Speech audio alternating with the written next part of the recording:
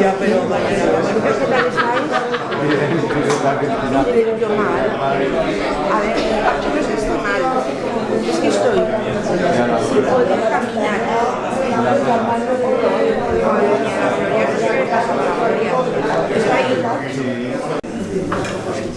Bueno, buenas tardes, parece que podemos empezar.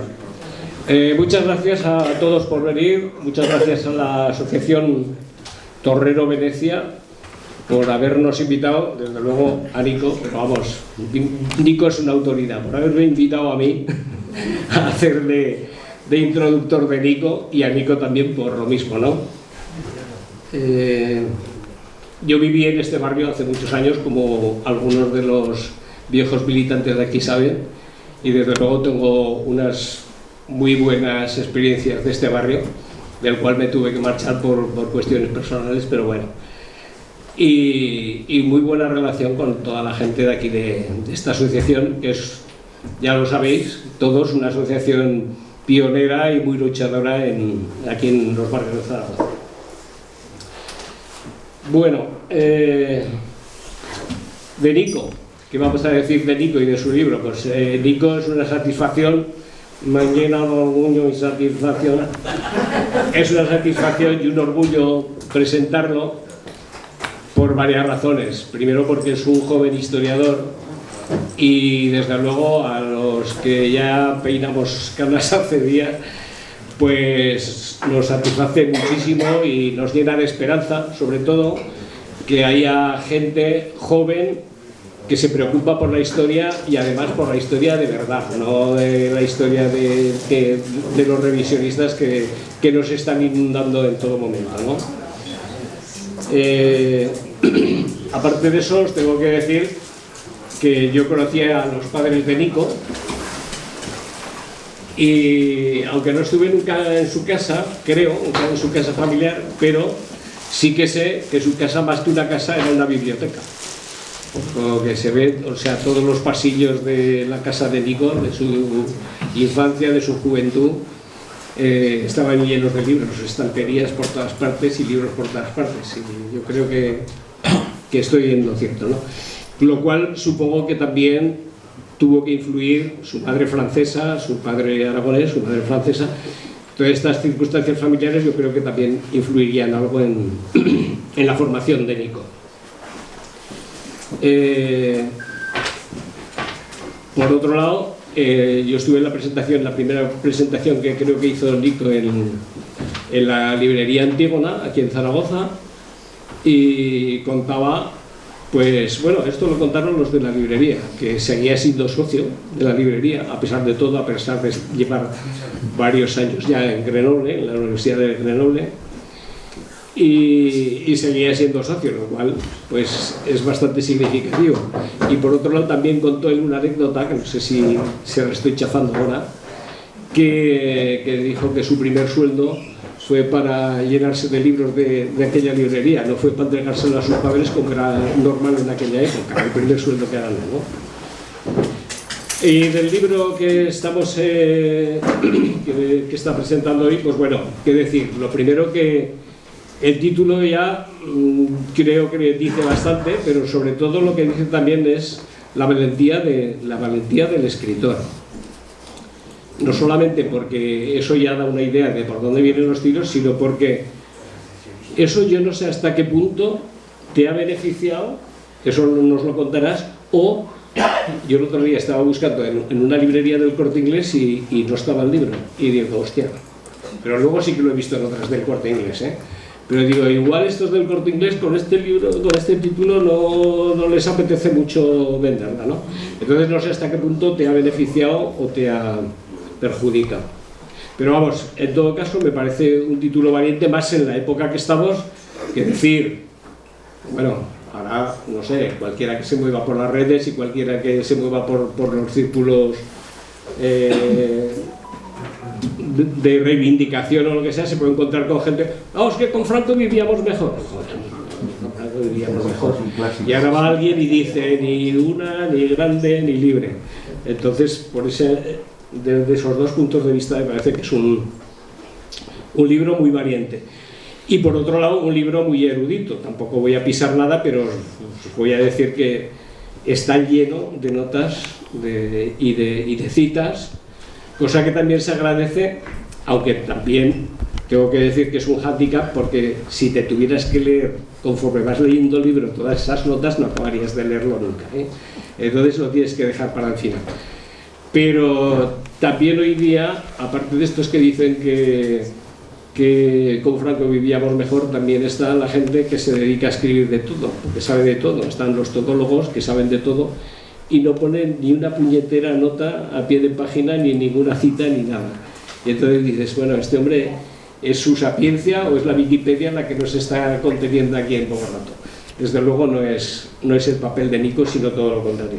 Es una historia de los años que relata, que desde luego tiene cantidad de, pues eso, de notas y incluso no habla únicamente de política, habla de cultura, habla de literatura, habla de otras muchas cosas, siempre en ese contexto, ¿no?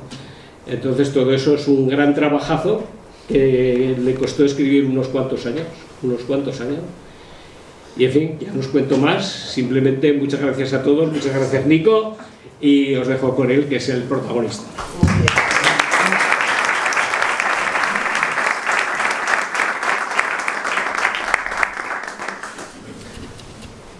Bueno, pues buenas tardes, buenas noches a todas y a todos por venir, por llenar la sala de esta asociación. No sé si estáis escapando de las comidas familiares o realmente os interesa el tema, sea un caso sea el contrario. Tampoco sé muy bien yo si estoy escapando de alguna comida o aprovechando la ocasión, pero bueno, sea en un caso o en otro, pues bienvenidos a todos. Gracias, Jesús.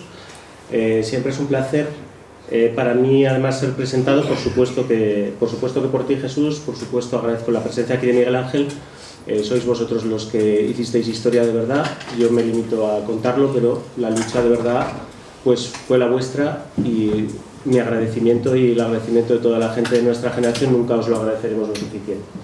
Y precisamente porque la historia no es algo muerto, sino es algo vivo, pues es especialmente emocionante presentarlo en esta asociación, porque no sirve de nada emocionarnos yendo a ver el 47 al cine si dejamos morir el 24, y lo ha puesto muy bien por escrito Dani aquí en un artículo en Arainfo, y tampoco si dejamos morir los Pinares de Venecia a manos del enésimo proyecto neoliberal que pretende transformar la fisonomía de nuestros barrios. Así que bueno, porque fuisteis somos, y porque somos, pues esperemos que la siguiente generación sea también y continúe luchando contra la desmemoria y por una sociedad civil más justa y más equitativa y más participativa, como esta asociación siempre ha defendido. Así que bueno, yo lo que os voy a proponer, no sé cuánto tiempo queréis que hablemos, pero me gustaría también, la verdad, que escucharos sobre todo a vosotros. Es lo más estimulante de todas las presentaciones que tengo la fortuna de estar aprendiendo a hacer, es después el contacto con la gente, que todas las personas te cuenten hasta qué punto pueden reconocer su trayectoria en el libro, o te aportan siempre algún dato que no conoces. Es realmente lo mejor que me está pasando gracias a haber escrito el libro. El libro efectivamente es fruto de mucho trabajo. Las cosas requieren su tiempo de pausa. En mi caso, además, especialmente dilatada. Mi editora estaba muy cerca de colgarse ante mis enésimos retrasos, pero finalmente pues pude completar un libro que acaba en el año de mi nacimiento, acaba en 1977. ¿Por qué acaba en 1977?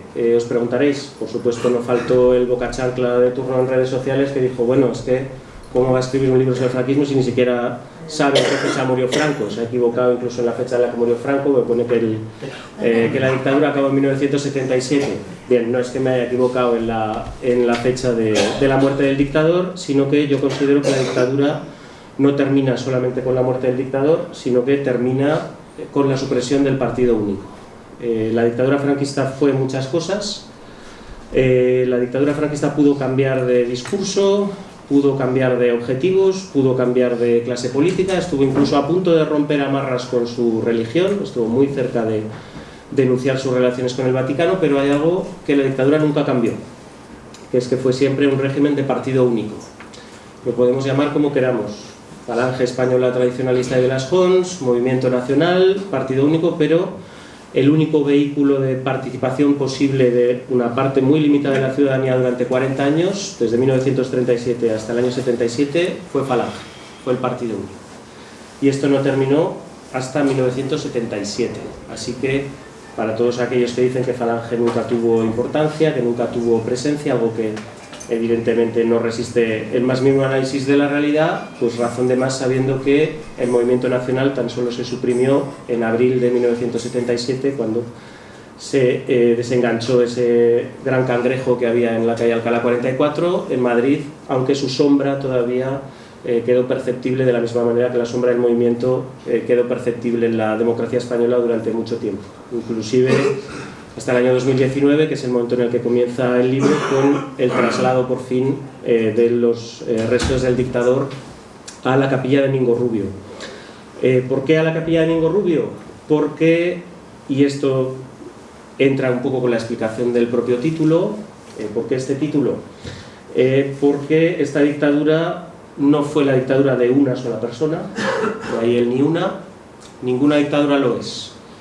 Toda dictadura es una pirámide de dictadores, una pequeña pirámide de dictadores en cuya cúspide está el dictador. Pero resultaría muy fácil echarle la culpa al dictador de absolutamente todo lo que pasó en el régimen. Esto era algo de lo que yo quería huir especialmente. No es porque yo sea especialmente original ni especialmente listo, a pesar de todos los libros que acumularon mis padres en esta casa, aunque lógicamente tener libros en casa es una gran ventaja. Nunca... no os dejéis intentar convencer por quien dice que leer a los clásicos no es importante. Leer a los clásicos siempre es importante, y Irene Vallejo, otra gran zaragozana, os lo podrá decir con mejor fortuna que yo. Es para entender que ninguna dictadura es la obra de una sola persona, así que ni una, porque la dictadura franquista fue un proyecto bastante colectivo. Sería hacerse trampas al solitario y negar que la dictadura tuvo apoyos sociales, los tuvo, y muchos.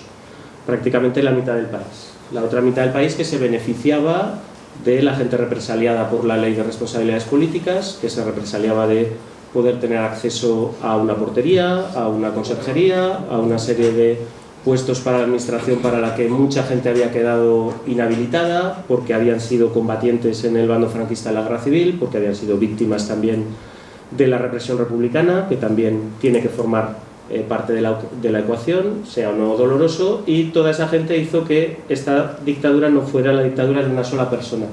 Hay también otra explicación al ni una, generalmente, y también hay mucho boca chancla en redes sociales que lo martillea sin cesar, se suele hablar de la dictadura franquista como es que en la época de la dictadura sí que se respetaba a España, es que en la época de la dictadura sí que no se hacía caso a secesionistas, separatistas, era una lógica única, nacional. Pues de comentaros, vosotros lo sabéis, pero a los que no lo sepan, pues lo podrán encontrar en el libro, que tampoco fue así. El concierto económico y el régimen foral se mantuvo en las provincias de Álava y de Navarra, aunque se suprimió para las provincias de Guipúzcoa y de Vizcaya. ¿Por qué hizo el régimen esto? Porque el régimen era tremendamente oportunista, era tremendamente cínico y tremendamente flexible también.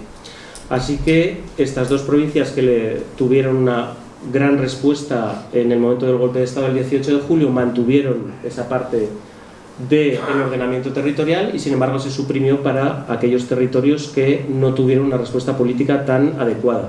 Y de la misma manera, cuando exploramos, cuando escarbamos más allá de una lógica centralista que sí que existe a la hora de nombrar al gobernador civil, a la hora de nombrar al obispo, a la hora de nombrar al capitán general, a la hora de nombrar al director de cada periódico provincial, los 4 jinetes del apocalipsis del poder franquista sobre todos los territorios, vemos como el régimen era mucho más flexible, se apoyaba en gente que a nivel local sí que podía tener unas ciertas conexiones, se apoyó por supuesto en la burguesía industrial y financiera catalana, y también en los grandes industriales del barrio de Neguri y de Bilbao. No es casualidad que, algo que es poco conocido, la dictadura franquista tuvo también más ministros vascos y más ministros catalanes que castellanos, algo que también cuando nos quieren hacer comulgar con ruedas de molino, pues deberíamos también recordarnos. La guerra civil fue también una lucha de clases, no hay que olvidar, no fue solamente una lucha territorial, no fue solamente una lucha ideológica. Y la dictadura fue una dictadura también de clase, también está bien recordarlo, que se basaba en los privilegios, en el no pagar impuestos por parte de los que ganaron la guerra, una de las claves de lo que después fue la transición, y que también hay mucho boca chancla en redes sociales que bueno, clama contra los impuestos cuando son los que nos pueden proporcionar un mínimo sustento digno a todos y cada uno de nosotros. De ahí venía el ni una ni grande. ¿Por qué? Otra vez por lo mismo.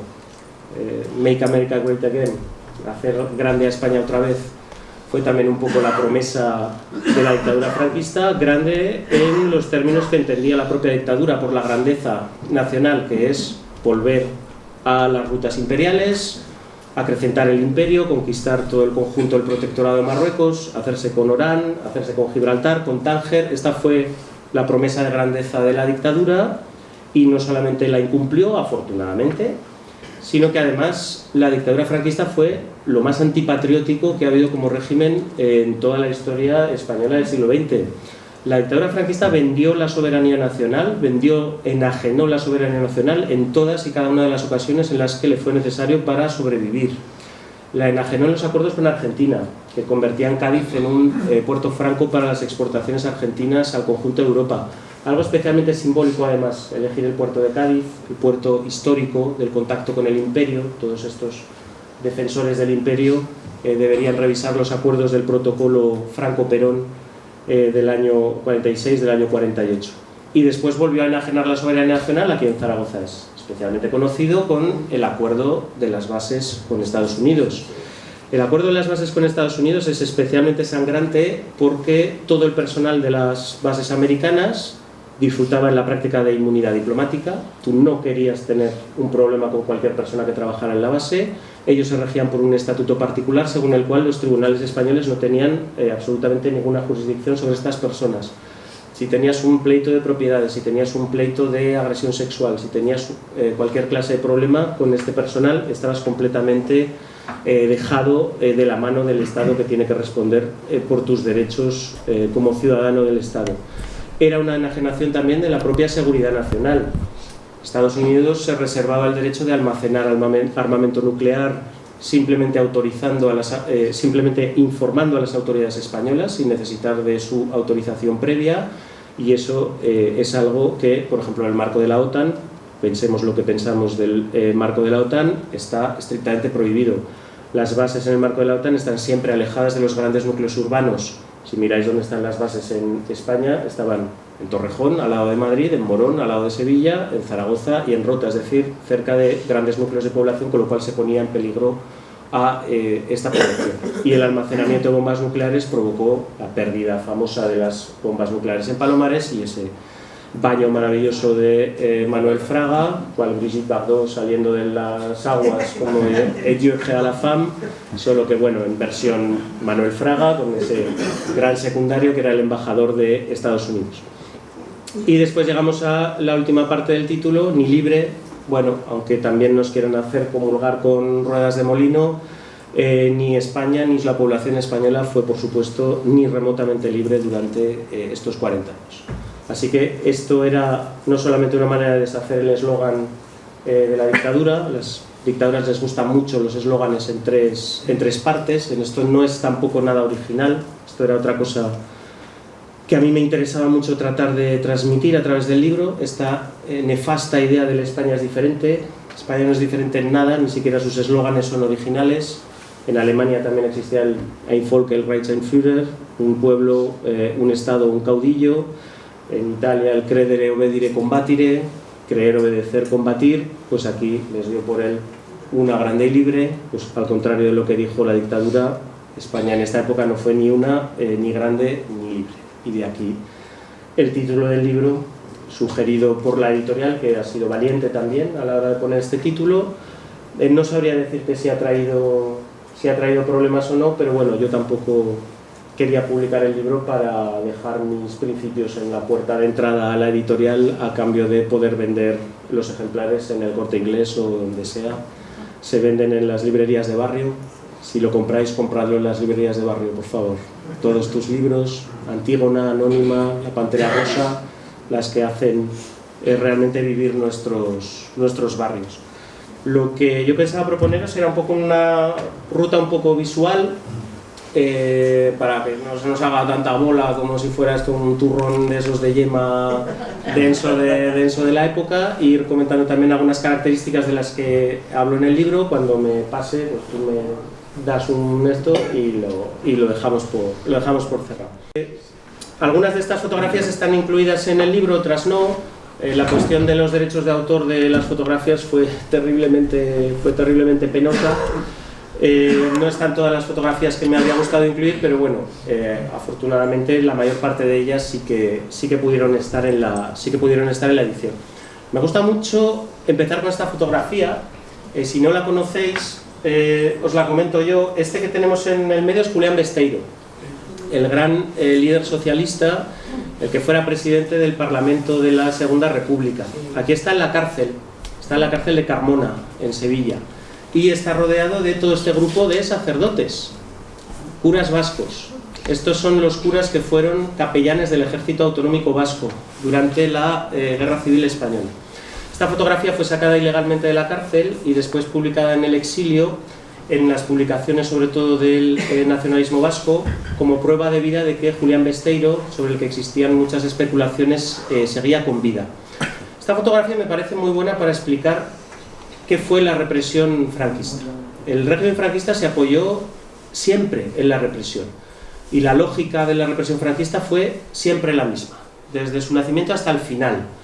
Nada de primer franquismo, segundo franquismo, nada de dictadura suave, nada de tardofranquismo, nada de una época de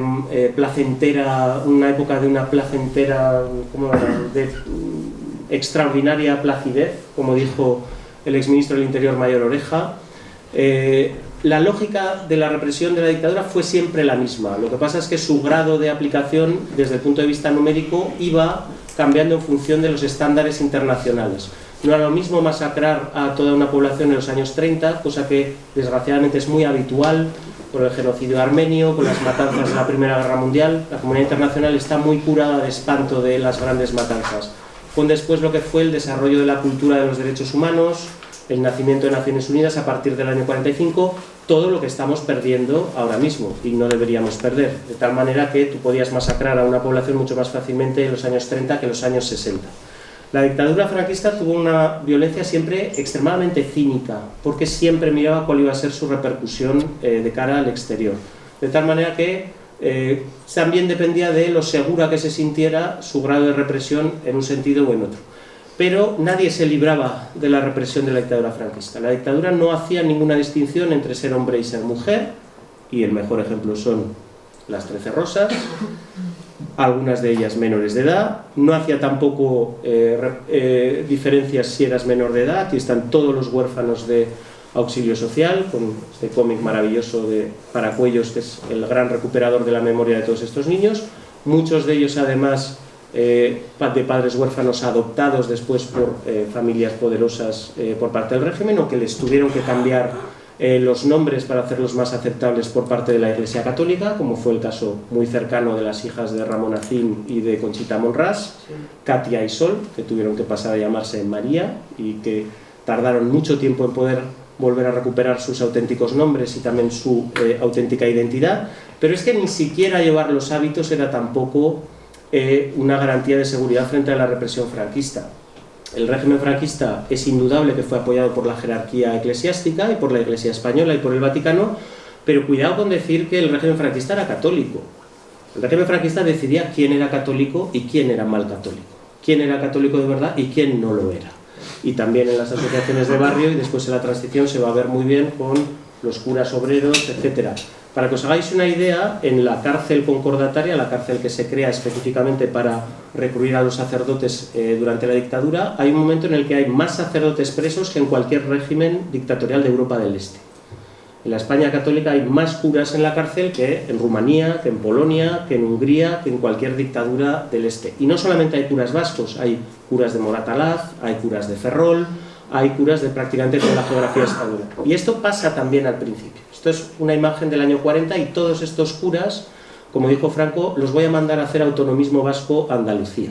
Y los mandaron a la cárcel de Carmona con Julián Besteiro. Así que una violencia, como veis, transversal. Se me cae la alma. Una violencia transversal y una violencia además preventiva. El régimen, siempre que nacía cualquier mínimo conato de resistencia, su violencia golpeaba de manera completamente desmesurada y desproporcionada como un aviso para navegantes, de tal manera que de esa manera no solamente se trataba de reprimir a esas personas, sino a todo su entorno familiar, a través de la ley de responsabilidades políticas. Muchas fortunas se hicieron en estos años con estas expropiaciones, con estas multas que se hizo pagar a la mitad de España. Acabo de volver de La Coruña, de hablar en la casa del antiguo presidente republicano, Santiago Casares Quiroga, cuya casa fue expropiada y cuyo patrimonio fue expropiado, y aunque algo se devolvió a los sindicatos y a los partidos políticos en la transición, nunca se ha abordado el tema de qué pasa con la gente que perdió patrimonio, propiedades a título individual. Tampoco qué pasó con la peseta republicana, depreciada al final de la guerra según una escala establecida por el ministro de Economía, José Larraz, según criterios bastante dudosos, calculados según una inflación en la zona republicana con unos cálculos bastante orientados, y que llevaron a que mucha gente perdiera los ahorros de toda una vida, incluido por ejemplo la familia del actor Fernando Fernán Gómez, algo que él siempre recordaba. Una represión, por lo tanto, como veis, transversal, sin distinción de género, preventiva, una violencia con múltiples facetas y que tiene otra vertiente, que es la gente que se beneficia de esa represión. Esa es la trampa de no solamente la dictadura franquista, sino todas las dictaduras de los años 30. Lo que con una mano te quita, con la otra lo reparte entre sus sectores sociales, y de esa manera se consigue una solidaridad absolutamente a prueba de bomba, porque nadie quiere tener que responder por haberse beneficiado de este sistema. Un régimen que también empezó con una fiesta. No es casualidad que el parte final de la guerra civil fuera firmado el 1 de abril. En una dictadura nada es casualidad, y si recordáis la canción de Celia Gámez, de Ya hemos pasado, que también le gusta mucho a los bocachanclas en redes sociales, cuando dice: vamos a convertir esto en un nuevo abril. ¿Cuál nuevo abril?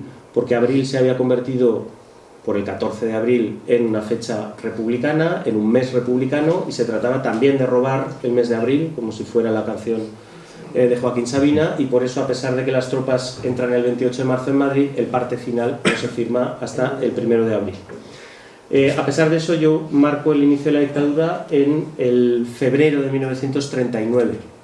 Tampoco es que me haya confundido, como también con el año 77. ¿Por qué en febrero? Uno no es sino en la medida en la que los otros lo reconocen como tal. Un Estado no lo es en la medida en que la comunidad internacional no lo reconoce como tal. Y la dictadura franquista solo fue reconocida por las grandes potencias en aquel entonces, Reino Unido y Francia, hasta febrero de 1939. En febrero de 1939, Francia, con el acuerdo Berat-Jordana, reconoce diplomáticamente al régimen franquista como el representante de España ante la comunidad internacional. Lo mismo hace el Reino Unido. Estados Unidos todavía tardará unos meses, y a partir de entonces ya no hay vuelta atrás. Ese reconocimiento, las democracias occidentales nunca se lo retiraron a la dictadura, ni siquiera después del final de la Segunda Guerra Mundial. El gobierno republicano en el exilio no fue reconocido ni siquiera por la Unión Soviética, que no le hizo ningún favor a la República Española, ni durante la guerra ni después en la posguerra. Y en el mes de febrero es también el momento en el que se publica la Ley de Responsabilidades Políticas, que a mí me parece que es la ley constituyente, la ley fundacional de la dictadura. En abril lo que tuvieron fueron celebraciones, y celebraciones como estas. Esto que veis se hizo también coincidir la victoria franquista con la Semana Santa, una manera de decir el milagro de la victoria franquista. Qué mejor manera de hacer que celebrarlo en la Semana Santa. Y esto que veis es una procesión extraordinaria que tuvo lugar en Sevilla, y a pesar de que siempre se habla de que los falangistas, los católicos, los militares estaban enfrentados entre sí, que constituían poco menos que familias, representantes de una cierta pluralidad, etcétera. Como veis aquí, yo los veo muy juntos y muy bien avenidos. A Ramón Serrano Suñer, que lo tenéis allí en el centro llevando la espada de la victoria, vuelta del revés para reflejar una cruz, a todas las autoridades eclesiásticas, incluido al famoso cardenal Pedro Segura, que no tuvo ningún problema en celebrar la victoria en el año 39, fue después, en el año 40, cuando, muy monárquico él, quiso que Franco dejara de entrar bajo palio en la Catedral de Sevilla, y tenéis a todas las autoridades militares, los grandes pilares de la dictadura, la Iglesia, el Partido Único, el Ejército. Nunca tuvieron suficientes diferencias como para que las desavenencias entre ellos no fueran simplemente de grado. Ellos sabían muy bien quién era su enemigo común y de qué manera trataron de evitar que volviera a tomar parte en las decisiones del país, siempre con árbitro como Franco, pero también un Franco que inicialmente es mucho más débil a las presiones de estos grupos que lo que después se ha querido también transmitir. Esta oleada de celebraciones, si miramos un mapa de celebraciones por prácticamente todo el territorio, la apropiación de las fiestas es algo muy importante para la dictadura. Las fiestas son, y todos lo sabemos, y más aquí en el norte, lo que representan las fiestas del Pilar, las fiestas de San Lorenzo, apropiarse de las fiestas, algo que están haciendo también ahora determinados círculos conservadores en el país, es una manera de apropiarse del conjunto del país. Y esto lo vemos muy bien en todas estas celebraciones del mes de abril, lo vemos muy bien en el San Fermín del año 1939 y finalmente con esta gran desfile de la Victoria que va a tener lugar en Madrid. Las fotos son de sobra conocidas, hay datos menos conocidos. Siempre se dice que Franco quería una política exterior prudente, que no quería meterse en aventuras exteriores, y sin embargo lo que más remarcaron en la prensa franquista después de este desfile de la Victoria fue que había sido un desfile incluso mayor que el desfile de las fuerzas aliadas después del final de la Primera Guerra Mundial. Este no es un desfile simplemente de celebración, es un desfile de agresividad, es un desfile de ofensiva, de tal manera que la victoria en España es interpretada como la primera victoria de todas las victorias que van a llevar a imponer un nuevo orden en Europa, un nuevo orden, por supuesto, fascista, porque en este desfile de la Victoria van a participar la Legión Cóndor, va a participar el cuerpo de tropas voluntarias italianas del general Gambara y también los portugueses. Así que una Europa, digamos, del nuevo orden que va a tratar de ponerse en marcha y que tiene también su propio martirologio. Esto que tenéis aquí es una fotografía del traslado del cuerpo de José Antonio. Acaba de escribir una novela sobre ello Paco Cerdá, que también os recomiendo. También os recomiendo la del 14 de abril. Y el traslado de José Antonio desde el cementerio de Alicante hasta el monasterio del Escorial, inicialmente, donde tradicionalmente se entierran a los reyes en España, que sin embargo hace excepciones en los momentos en los que consideran oportuno, como para enterrar a Juan de Borbón o en su momento al fundador del partido fascista español. Cuando todavía hay discusiones sobre si Franco y Serrano Suñer quieren hacer entrar a España en la Segunda Guerra Mundial o no, verdaderamente resulta abrumador la cantidad de documentación que existe para demostrar de manera fehaciente que Franco y Serrano Suñer hacen todo lo posible, incluso algo más, por entrar en la guerra. ¿Por qué no entra España en la guerra? Sencillamente porque a Hitler no le interesa. Hitler tiene que decidir en un momento quién le interesa más, si la amistad de la Francia de Vichy, la Francia de Pétain o la amistad de la España franquista. La Francia de Vichy te da una armada, que es lo que necesita Hitler en ese momento para la guerra contra Inglaterra, porque la guerra en la que quiere entrar la España franquista es una guerra contra las democracias. Existe todavía el acuerdo entre la Alemania nazi y la Unión Soviética, el pacto de no agresión, y lo que le proporciona a la España franquista es básicamente un ejército de tierra, algo que no le interesa a Hitler en estos momentos, luego le interesará y será lo que será la División Azul, pero que no llevará consigo una declaración formal de guerra como tal, simplemente porque la Unión Soviética no estaba dentro del derecho internacional, no había firmado los acuerdos de La Haya y por lo tanto no hubo una declaración formal de guerra. Esto que veis aquí es la repatriación de la Legión Cóndor desde el puerto de Vigo. El fotógrafo personal de Hitler, Hugo Raeger, fue a hacer estas fotografías, algunas de ellas en color, son las primeras fotografías en color de esta ciudad gallega. Aquí tenéis la gran manifestación falangista que va a haber en Valencia. Era otra de las cosas que me interesaba intentar hacer en el libro. Yo quería escapar de una historia hecha simplemente a través de Madrid y Barcelona. Es normal que las primeras historias de la dictadura lo fueran, porque es donde estaban los centros de poder, pero yo quería intentar que cualquier persona en cualquier lugar del territorio pudiera abrir el libro y pudiera reconocer situaciones, calles, nombres que le pudieran resultar familiares. Esto que veis, por ejemplo, es Valencia, que va a ser objeto de la principal manifestación falangista para la entrada de España en la Segunda Guerra Mundial. Esta concentración falangista fueron más de 200.000 personas. También cuando se habla de la ineficacia de Falange o de lo cutres que eran, organizar esto no es fácil, y vosotros que aquí en la asociación organizáis cosas sabéis hasta qué punto es difícil organizar 25 kilómetros lineales de manifestación que hubo en el desfile de la Victoria, o esta manifestación de más de 200.000 personas en las calles de Valencia reclamando la entrada de España en la guerra. Al régimen le gustaba mucho hacer demostraciones de fuerza en lo que habían sido las grandes ciudades republicanas, los grandes bastiones republicanos. La primera final de la Copa de Fútbol del Generalísimo se juega en Barcelona, estas manifestaciones son en Valencia y sobre todo en Madrid.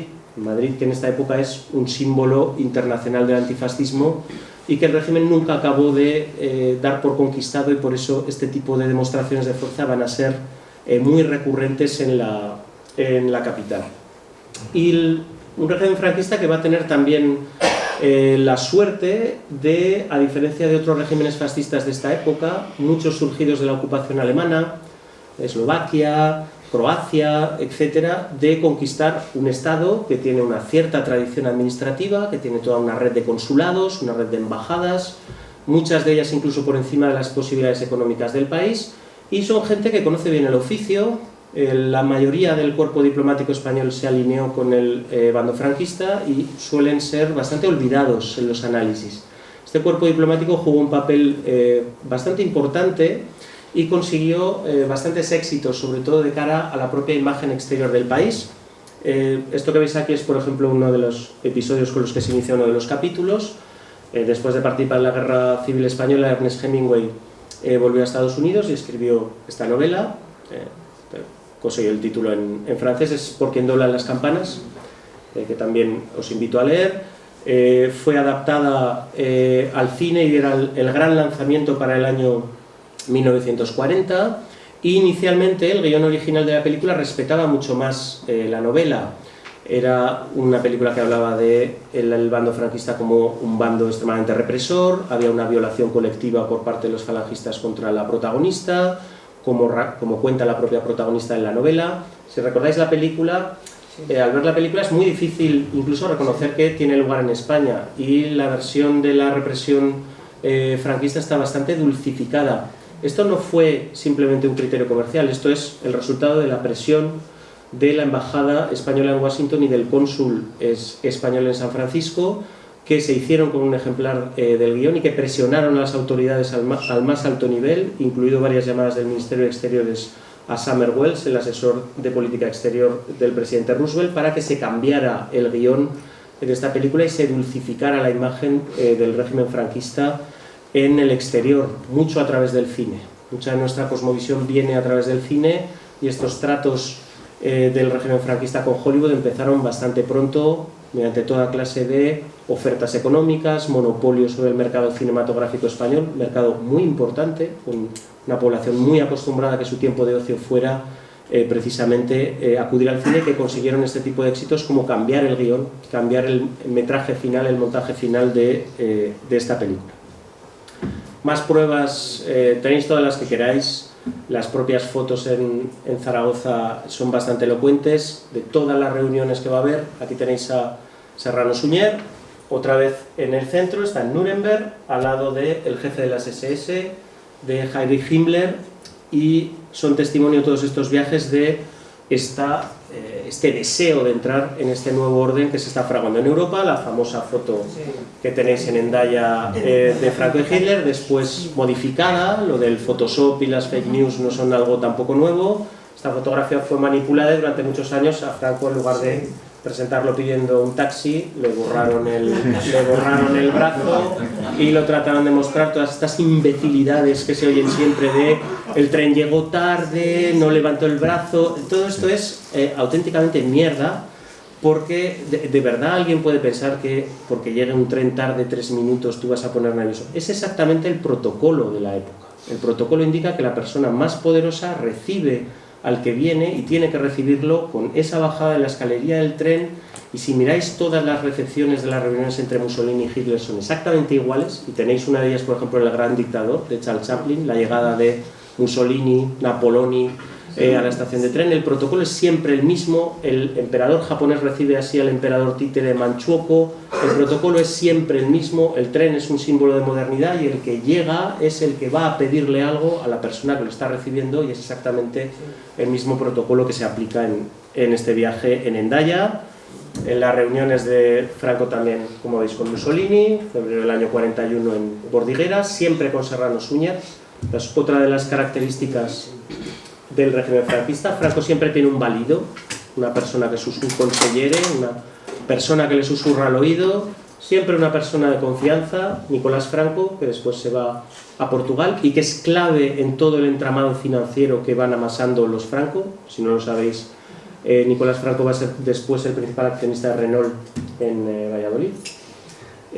Ramón Serrano Suñer después Carrero Blanco y después su último presidente, Arias Navarro. Una reunión con Pétain, más desconocida, en la ciudad de Montpellier, nuevamente con Serrano Suñer, y una reunión además que muestra bien cuál va a ser la actitud de Francia respecto a los refugiados españoles. Todo a lo largo del recorrido que va a hacer Franco para reunirse con Pétain, camino de Italia, a lo largo de todo ese recorrido, cualquier refugiado republicano español va a ser puesto bajo custodia y retenido en comisaría mientras dure el paso de Franco por todas estas carreteras.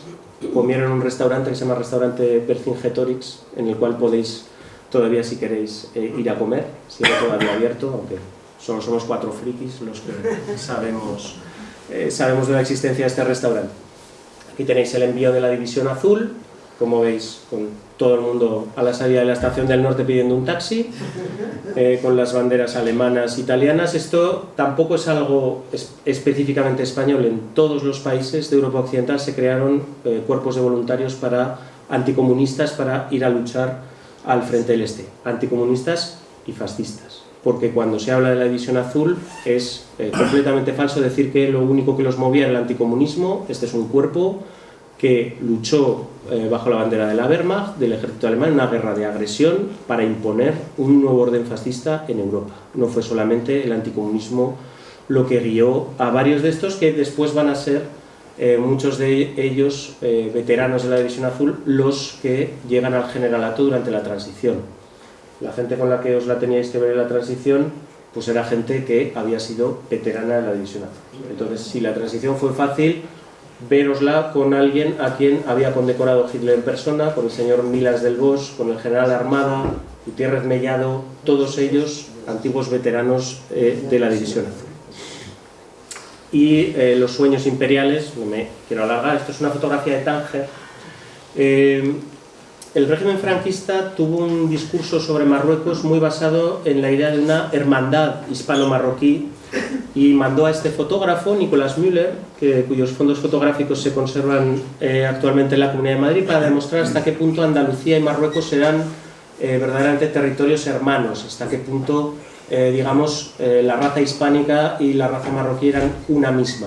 Aquí vemos también un poco algunas de las claves de cómo funciona la extrema derecha actualmente.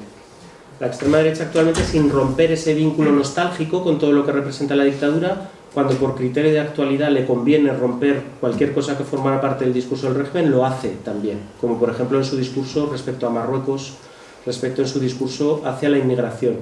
No tenemos que basarnos solamente en el tipo de claves que existían en los años 30 para tratar de entender cuál es el discurso, cuál es la estrategia de la extrema derecha en la actualidad. Siempre van a ser muy oportunistas, tremendamente cínicos. Siempre nos van a venir con la Montserrat, con Franco se vivía mejor, pero en todo aquello que les convenga van a romper el discurso, como por ejemplo en esta idea de la hermandad hispano-marroquí. Vamos al año 43, así es como tendrían que acabar todos los dictadores, como acabó Mussolini en esta estación de gasolina, pero tampoco lo que tenemos que hacer es exigirle a la oposición antifranquista española lo que ninguna oposición antifascista consiguió en ningún país. El derrocamiento de Mussolini en Italia, el derrocamiento de Hitler en Alemania solo se produjeron por una intervención exterior. El derrocamiento de la Francia de Vichy se produjo por una intervención exterior, en el marco de una guerra mundial. Ninguna oposición interna ha conseguido hacer caer a un dictador de carácter fascista. Franco quizá murió en la cama, pero el franquismo murió en la calle y deberíamos dejar de tener complejo desde el punto de vista antifascista. España fue el único país que resistió a la conquista del Estado por parte del fascismo durante 3 años en una guerra, algo que no sucedió en Italia, algo que no sucedió en Alemania y algo que no sucedió tampoco en Francia, así que desde el punto de vista antifascista no tenemos que sentir ningún complejo, más bien al contrario. La Guerra Civil Española y la lucha del bando republicano fueron lo que permitió un cambio de inflexión, un cambio de percepción del fascismo a nivel internacional. Incluido también los republicanos que murieron en los campos de concentración. Aquí tenéis el caso más conocido, fotógrafo de Mauthausen, Frances Boix. Os recomiendo que vayáis a ver sus fotografías directamente, están todas colgadas en la web del Museo Reina Sofía. No veáis la película, es muy mala. Es terrible que con un material tan bueno se hiciera una película tan mala, ya lo siento. El caso de Boix, que además demuestra hasta qué punto el caso español es un caso internacional. Aquí tenéis la liberación del campo de Mauthausen, son fotografías que todos conocéis, pero sobre todo después Frances Boix fue uno de los testigos clave en los juicios de Nuremberg. ¿Cómo es posible que hubiera un republicano español en los juicios de Nuremberg si España no estuvo en guerra? ¿Cómo era posible llamar como testigo a un español si España no había participado oficialmente en la guerra? Al final, la treta que se hizo fue otorgar la nacionalidad francesa a Frances Boix y fue llamado por la causa francesa, por el fiscal francés, a testificar en Nuremberg, porque él, como antiguo fotógrafo del campo, conocéis la historia, había puesto a resguardo fotografías que demostraban la presencia de las altas jerarquías de las SS en los campos de concentración. Esto demuestra hasta qué punto el caso español era un caso internacional, la guerra civil española es una guerra internacional, y sin embargo las democracias volvieron otra vez a dejar abandonado al gobierno republicano en el exilio. El régimen franquista supo mover bien también sus piezas desde el punto de vista diplomático, sus piezas a la hora de mostrar que contaban con un apoyo social que podía poner difícil la sustitución del régimen. Esto que tenéis aquí es la famosa concentración contra Naciones Unidas que se va a producir justo antes de la condena internacional de Naciones Unidas sobre el régimen franquista debido a su naturaleza fascista. Una condena como todas las condenas de la Asamblea General de Naciones Unidas, que no tiene mucho valor práctico y que va a durar apenas 4 años. En el año 50 esta condena va a ser retirada y a medida que el régimen vaya siendo otra vez muy normalizado, más probablemente de lo que hemos querido aceptar durante mucho tiempo, entrará finalmente a formar parte del Club de los Estados en 1955 con la entrada en la ONU, y una vez que formas parte del Club de los Estados ya tienes prácticamente todo permitido, como también estamos viendo en algunos países que deben precisamente su creación a Naciones Unidas. Esto que tenéis aquí es la visita de Eva Perón. Nuevamente, la plaza es siempre el lugar donde las dictaduras quieren simbolizar, escenificar la presencia de un apoyo popular, y prácticamente en todas las plazas del país se producen este tipo de concentraciones. Es la plaza del Castillo de Pamplona, la plaza de Oriente es la más conocida, pero en la plaza del Pilar hubo hasta una de las reformas ese monumento a los caídos para recordar a todo el mundo quién era el que merecía dominar el espacio público. Referéndum del año 1947, próxima vez que Ortega Smith diga que en el franquismo se votaba, habrá que recordarle que el número de votos en el referéndum del 47 era un 105% de participación, la participación en la que además estaba prohibido que votara cualquier persona cuyos derechos habían quedado inhabilitados por la Ley de Responsabilidades Políticas, con lo cual evidentemente era una votación con las manos marcadas, y las instrucciones a las mesas electorales, que están negro sobre blanco, indicaban que fuera cual fuera el resultado, el 80% de los votos tenían que ser necesariamente un sí, y si no, se rompía la urna y se volvía otra vez a empezar. Y una normalización también mucho a través de la vía portuguesa. Portugal sigue siendo para nosotros un gran desconocido, cuando en realidad sirve mucho de termómetro a cuál es la realidad política española, por parte de un país muy bien integrado en las redes internacionales. Aquí tenéis esta reunión, la última salida de Franco al extranjero, para encontrarse con el dictador portugués, con Salazar. Y a pesar de esta normalización internacional, una vida que seguía siendo muy dura de cara al interior. Nada lo refleja mejor que esta fotografía, que me encanta. Si no la conocéis, una fotografía de un fotógrafo de la agencia Magnum que se llama Eugene Smith. Esta fotografía fue portada en la revista Life, de Life Magazine. Esta fotografía fue tomada en un pequeño municipio extremeño, en Deleitosa, y lo que quería hacer Eugene Smith, que estuvo después casado con una republicana española, era reflejar cuál era la realidad de la vida dentro de España y la ferocidad todavía de la represión de la dictadura, y para eso tomó esta fotografía, lo hizo muy hábilmente, le pidió a los guardias civiles de la comandancia de Deleitosa si podían posar para él, los puso cara al sol, como mandan los cánones, con una pared encalada completamente de blanco detrás, de tal manera que el reflejo del sol les hacía cerrar los ojos y poner esta cara de mala hostia que tienen los guardias civiles en la... Parece un poco el chiste de los marcianos que se encuentran en... Tampoco les hacía falta el sol, para poner cara de mala hostia. Recuerda un poco al chiste este de los tres marcianos que se encuentran en un tricornio y lo van probando para ver para qué puede servir. Y esta imagen de ferocidad que muestra un poco también la adulteración que hizo el régimen franquista de los cuerpos y fuerzas de seguridad. La Guardia Civil estuvo a punto de ser suprimida después del final de la Guerra Civil Española. ¿Por qué? Porque la mitad de la Guardia Civil fue leal al gobierno republicano, y más de la mitad de la Guardia de Asalto, y la mitad del Ejército. Lo que pasa es que estos cuerpos fueron completamente depurados de la renovación que había comenzado el régimen republicano para ponerlos al servicio de la causa del régimen y para que dejaran de ser cuerpos y fuerzas de seguridad plurales, como tienen que ser los cuerpos de seguridad de todo país democrático que debe velar por la seguridad nacional y la seguridad de los ciudadanos. Es uno de los legados más nefastos de la dictadura el haber durante tantos años impedido la pluralidad dentro de estos cuerpos de seguridad. Aquí tenéis la llamada Olimpiada de la Hostia, la reunión eucarística que tuvo lugar en Barcelona en los años 50, con esta especie de altar medio quiche.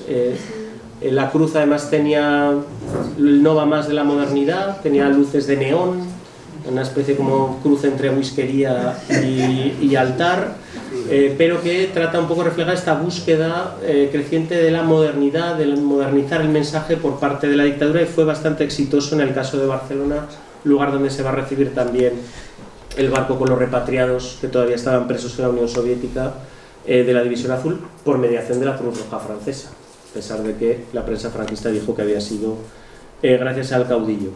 Esto es muy del régimen franquista, es decir, si no quieres caldo, toma 2 tazas. Uno de los principales negociadores con los americanos, tanto de la negociación de las bases como después, va a ser el general Muñoz Grandes, general de la División Azul. General Muñoz Grandes, condecorado con la Cruz de Hierro, con hojas de robles, por Hitler en persona, y que siempre llevaba la Cruz de Hierro cuando se reunía con generales americanos. En este caso el general Ridgway, que le pregunta por esa cruz tan fantástica que lleva. También con toda una serie de gestos de autoafirmación. Al régimen le encanta autoafirmarse, como decir, fijaros que nosotros, incluso a los americanos que son tan poderosos, bueno, afirmamos nuestro orgullo ante ellos. Esto es la típica cosa para consumo interno, y os invito a volver, por ejemplo, Bienvenido Mr. Marshall, que es una película tremendamente falangista. Es una película de una especie de orgullo chabacano ante lo que representa Estados Unidos, en función del mito del hidalgo, el mito de este orgullo de somos pobres pero tenemos los huevos muy grandes, que le gusta mucho a Arturo Pérez Reverte, etcétera. Os invito a volver a ver la película desde esta perspectiva, os daréis cuenta de, desgraciadamente, hasta qué punto es una película tremendamente falangista y que hace una crítica a Estados Unidos tremendamente superficial, y que además es muy cobarde porque jamás se distribuyó a nivel internacional. La película fue Palma de Oro en Cannes, pero no tuvo subtítulos en inglés y no fue distribuida. No fue hasta hace apenas 10 años que tuvo subtítulos en inglés. Una película que no conoce absolutamente nadie fuera de España, aunque se presentara como una especie de autoafirmación orgullosa. Este tipo de gestos le encantan al régimen y son muy bien recibidos por la población, porque es un poco la manera de decir, bueno, no somos poderosos, pero tenemos todavía nuestro orgullo nacional. Y esto es exactamente lo que hacen con Muñoz Grandes, con este tipo de películas, con este tipo de gestos. Invitar, por ejemplo, a Carl Smith, el gran jurista del régimen nazi, que inauguró la cátedra Palafox de la Universidad de Zaragoza, la cátedra que reúne un poco la cultura de la universidad con la base militar de Zaragoza. Pues para inaugurarla se invitó a Carl Smith a dar aquí una conferencia después de que fuera inhabilitado en Alemania por haber sido uno de los juristas de cabecera del régimen nazi. El acuerdo con el Vaticano, de todos conocido, del año 53, tenéis nuevamente pidiendo un taxi. El Vaticano debería revisar un poco su política de concordatos. Los últimos concordatos firmados por la Iglesia Católica fueron, con el número 1, antes, Italia, de Mussolini, los pactos de Letrán. Con el número 2, Alemania, año 33, Reichskonkordat, con la Alemania Hitler, nunca denunciado. El número 3, España. El número 4, Trujillo, República Dominicana. O sea, si se puede elegir mal, ahí es donde se firma un concordato. Pasa lo mismo que con las sedes de la FIFA, al Mundial de Fútbol, o las sedes de los Juegos Olímpicos. Donde haya charco, ahí que vamos. Año 36 Berlín, año 40 los Juegos Olímpicos, si no sabéis os lo digo yo, iban a ser en Tokio. O sea que hablamos del Mundial de Qatar, Mundial de Fútbol ganado por Italia, organizado por la Italia de Mussolini. Así que todo este tipo de instituciones nos quieren vender de esa manera, inclusive la Cruz Roja, que es un club de aristócratas todavía en el año 39, cuidado con ellas porque suelen convertirse en vehículos de la extrema derecha internacional, como es el propio Comité Olímpico Internacional. Aquí tenéis el abrazo famoso, aquí ha cambiado el protocolo, ahora ya es el abrazo en el aeropuerto, es el nuevo protocolo, en lo que era antes el tren, ahora es el avión, nuevo gesto de modernidad, recibirte a la bajada de la escalerilla del avión. Si os fijáis son los mismos protocolos, pero digamos evolucionados.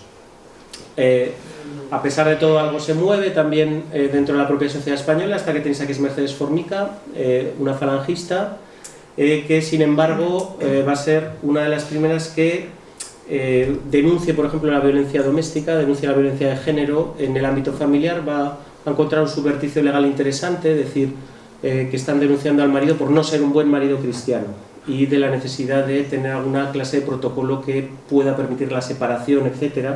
Es bastante interesante ver lo que opinan desde el exilio personas como Victoria Ken o Clara Campoamor. Dicen, bueno, esto es un buen avance, estamos consiguiendo un buen avance, y no deja de ser, sin embargo, un 10% del avance que se había conseguido durante la República. Por lo tanto, es verdad que este tipo de personas van a cambiar un poco la situación, pero no dejaba de ser apenas una escasa recuperación de lo que se había conseguido en tiempo republicano. Esta es una fotografía de la agencia Magnum también, la primera fotógrafa que va a entrar en la agencia Magnum. La mujer va ocupando también, un poco va recuperando en el caso español. Las mujeres habían avanzado mucho en los años 30, tened en cuenta que la Constitución republicana era igualdad jurídica, era derecho al divorcio, era sufragio universal femenino, era toda una serie, era reconocimiento de hijos ilegítimos, toda una serie de derechos que no fueron recuperados hasta mucho tiempo después. Algunos visitantes también sorprendentes, que tenéis al Che Guevara, camino de la conferencia de Bandung, de la conferencia de los no alineados, que va a parar en Madrid, va a posar así en la Ciudad Universitaria de Madrid, y pidió por favor que le abrieran Galerías Preciados, a pesar de ser domingo, para poder comprar una máquina de escribir. Muchos personajes van a pasar por España. Siempre se utilizó también el cine, lo hemos visto antes con Por quien doblan las campanas. Aquí tenéis el rodaje del Cid con Charlton Heston, después va a tener la trayectoria que va a tener, la puesta al servicio de los estudios de Hollywood de un país con unos escenarios magníficos, con paisajes tan diversos como tiene España. Se va a convertir en algo que va a parecer que va a normalizar el régimen. El régimen está muy contento porque el asesor histórico de la película va a ser esta persona aquí, que es Menéndez Pidal, uno de los grandes nombres de la Institución Libre de Enseñanza y la Junta para Ampliación de Estudios. Parece que van a conseguir incluso convencer a ese tipo de perfiles de que entren a formar parte un poco de la élite cultural del régimen. Esto, sin embargo, va a quedar desmentido porque los primeros manifiestos de intelectuales de protesta contra la ausencia de libertad de expresión, contra la ausencia de libertad de sindicación, llevarán siempre como primera firma la firma de Menéndez Pidal. Así que la institución de libre enseñanza, como el propio CID, va a ser capaz de ganar alguna batalla, incluso después de muerto. El régimen utiliza todo lo que tiene para hacer propaganda. Aquí tenéis el gol de Marcelino. El otro día, en una presentación en un instituto en Francia, hubo quien reconoció el gol. Me dejó flipar. Se sabía la alineación. Madre mía. El gol de Marcelino, el año 64. No penséis que el fútbol es una cosa... El fútbol es algo aprovechado por el régimen, como aprovecha todo. Pero el fútbol, como todos esos elementos de clase media, son un arma de doble filo. Va a ser también el fútbol lo que va a permitir recuperar, por ejemplo, una parte de la reivindicación nacionalista en Cataluña, una parte de la reivindicación nacionalista en País Vasco. En septiembre del año 75 los jugadores del Athletic de Bilbao van a salir con brazaletes negros en protesta contra los últimos fusilamientos del franquismo.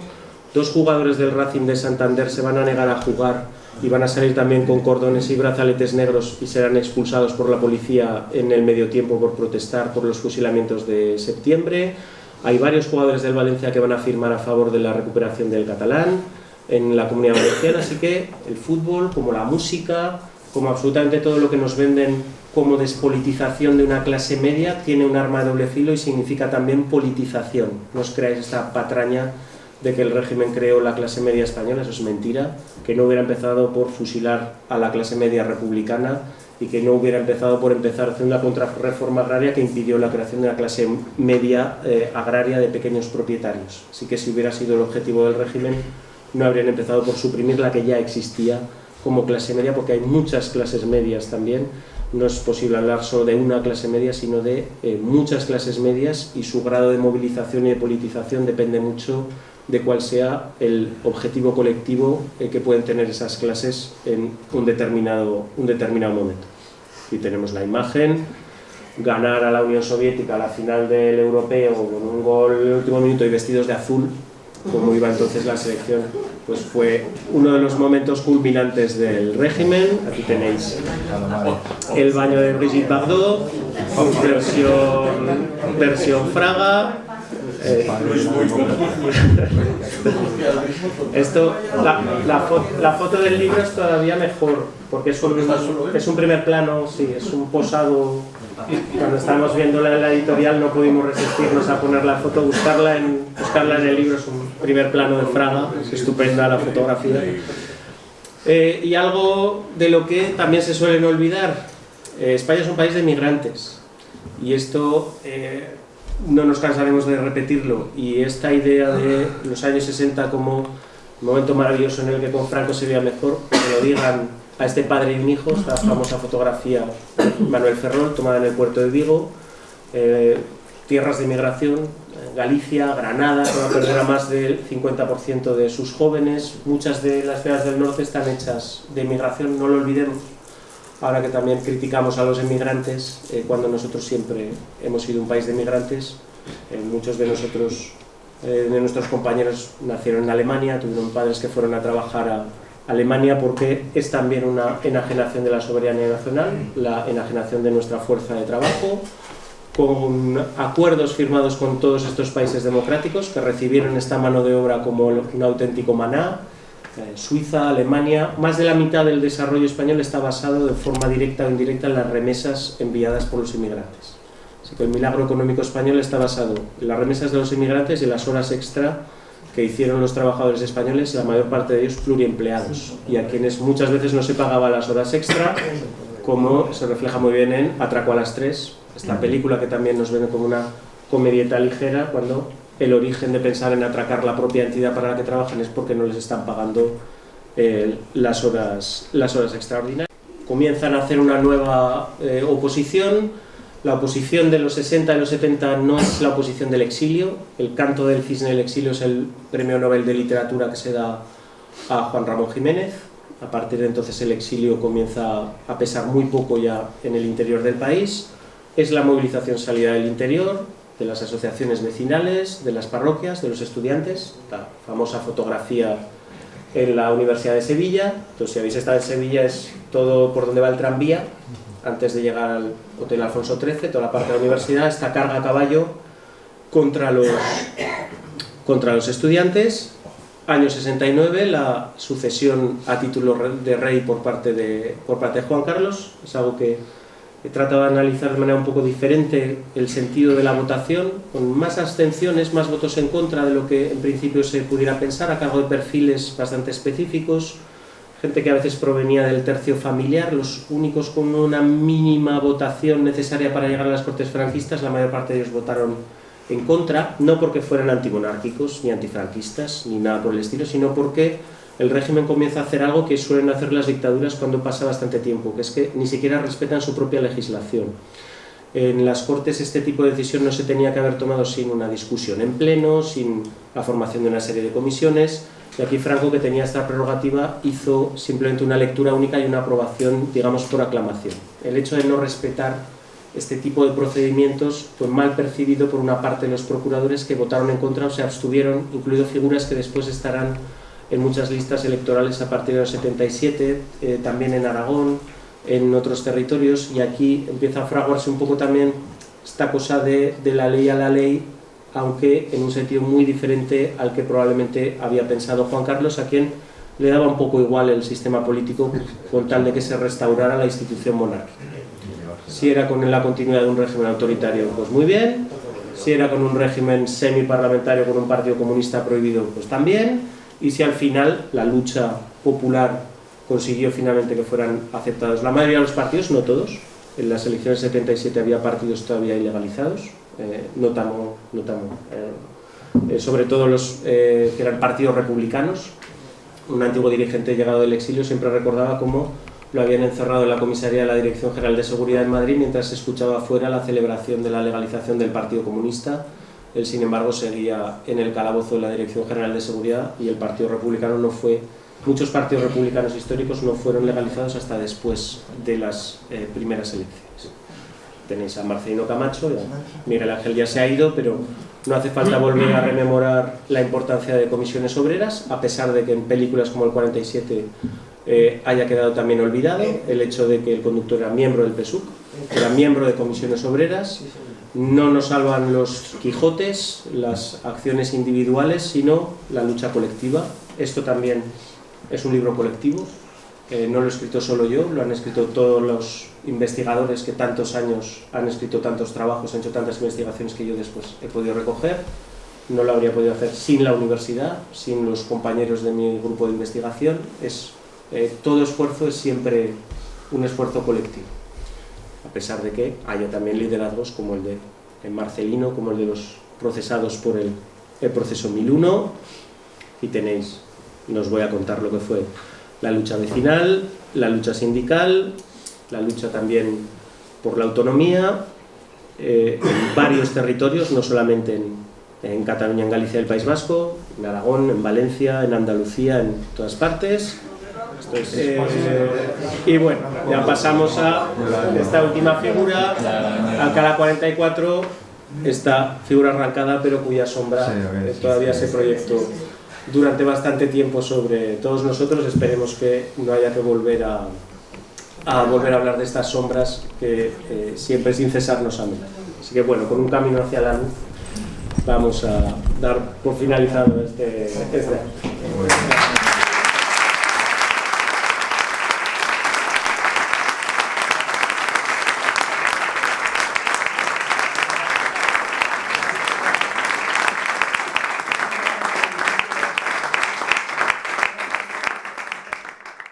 De moderador también que me das asignado. Si queréis os voy a ir recogiendo voces, lo que queréis hablar, preguntar, aclarar. Ahora pues empieza porque no hay nadie más de momento. Bueno, enhorabuena por el libro, la verdad. ¿Dónde estás? Por el libro, es una recopilación exhaustiva, ¿no? de toda la crianza, pero a mí me interesaría que desde tu punto de vista de una persona que ha nacido después de la dictadura nos dijeras un poco qué es lo que percibe de esa dictadura, tú que la conoces también, qué es lo que percibe en estos momentos. A ver, es difícil de responder, es una pregunta recurrente. A mí me gusta casi más hablar de algo, de una parte de nuestra cultura inmaterial, ¿no? Más que hablar de una continuidad específica de una determinada serie de personas. En todo tránsito de la dictadura a la democracia hay continuidad. Desgraciadamente, los miembros del Tribunal de Casación de Justicia de Milán son exactamente los mismos que aplican las leyes fascistas. El tribunal que juzga a Pétain en Francia son jueces que han aplicado la legislación de Vichy. Entonces, continuidades personales y de la clase política, en mayor o menor medida, evidentemente, hay una depuración o no, pero el grado de continuidad siempre es muy grande. A mí me gusta más hablar de que se nos ha quedado, a pesar de que ni siquiera seamos conscientes de él. Yo creo que hay tres cosas fundamentales. La primera es el legado un poco de un cortoplacismo en todo lo que tenga que ver con el desarrollo económico. Es decir, en nombre del desarrollo económico se puede hacer la mayor barbaridad medioambiental, urbanística, etcétera, cuando es pan para hoy y tampoco tanto, y hambre para mañana. Yo creo que eso es un legado de la dictadura y de los años del desarrollismo, en los que políticas desarrollistas hubo en todos los países de Europa Occidental, pero en España se tuvieron que hacer en menos tiempo y se hicieron con más corrupción, con menos participación, con menos transparencia, y ha quedado un poco esto que justifica, bueno, pues eso, vamos a hacer un parque de atracciones nuevo, hay que cargarse la mitad de los pinares, pues adiós, no, es que son puestos de trabajo, esto es pan para hoy, es hambre para mañana, estás cargando un valor patrimonial para la ciudad, medioambiental, calidad de vida vecinal. Yo creo que eso es el legado más nefasto de la dictadura. Muy relacionado con esto nos queda un poco qué es lo que es y qué no es el sentido común. El sentido común famoso, no, es que esto es de sentido común. El sentido común en Francia y el sentido común en España son muy diferentes. A nosotros nos ha quedado un poco, bueno, esta idea de que el sentido común es este, ¿no? Bueno, España es así, ¿no? España es así, no necesariamente. España es una cosa y es la contraria. Lo que es el sentido común en la política francesa, por lo menos hasta hace unos años, es muy diferente a lo que se hacía. Ha quedado un poco, bueno, esta idea de una visión conservadora de España, muy relacionada con el catolicismo nacional, con la idea de un país monárquico, etcétera, como el sentido común. Todo lo demás es, bueno, como una desviación. Esto es como una desviación, es una alteración, es una traición al verdadero ser del país, al verdadero sentido común del país. Esto es algo que viene mucho de la época franquista, porque son muchos años y mucho poder, ¿no? Y yo creo que a nivel ciudadano ha quedado también como una cierta verticalidad en todos los aspectos de la vida. Cuando los ciudadanos, yo recuerdo siempre a mis padres, a mi padre, mi madre, como era francesa, era musulmana. Pero mi padre lo que más tenía miedo en el mundo cuando iba a cualquier institución era que le echaran la bronca. O sea, él no era un ciudadano que iba a una administración a pedir un derecho que él tiene. Él iba ahí a ver qué le daban y sobre todo que no le echaran la bronca. Y te podía echar la bronca desde el conserje hasta el más alto persona. Entonces, ese legado un poco de verticalidad en nuestro trato con la autoridad pública, yo creo que tiene que ver con una experiencia dictatorial. Y esas tres cosas son las llevamos muy metidas dentro. Más allá de luego una continuidad más concreta, más específica de unas personas y tal, yo creo que eso es una cosa que se ha quedado todavía y que es difícil librarse de ella. Pero es normal, en todos los países que han tenido dictaduras queda una parte de ese no sé qué que es difícil, de lo que es muy difícil librarse. Luis, pensando en la segunda cosa. Sí. ¿Tú crees que el gran vencedor, el que más ha sacado de todo esto que estamos hablando, desde los años de la guerra civil y antes, ha sido Estados Unidos, puesto que ha llegado a organizar lo que es la transición española y hacer lo que es el imperio que hoy en día es? A ver, Estados Unidos en esta época es como la Iglesia Católica. Su mano derecha nunca sabe lo que hace su mano izquierda y entonces siempre cae de pie.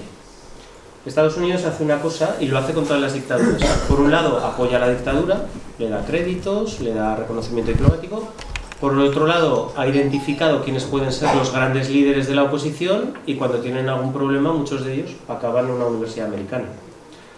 Hay una serie de documentación americana que dicen los líderes del futuro van a ser, y haces una lista, y menos los del Partido Comunista, que tienen su propia red de apoyo en el bloque socialista, están todos.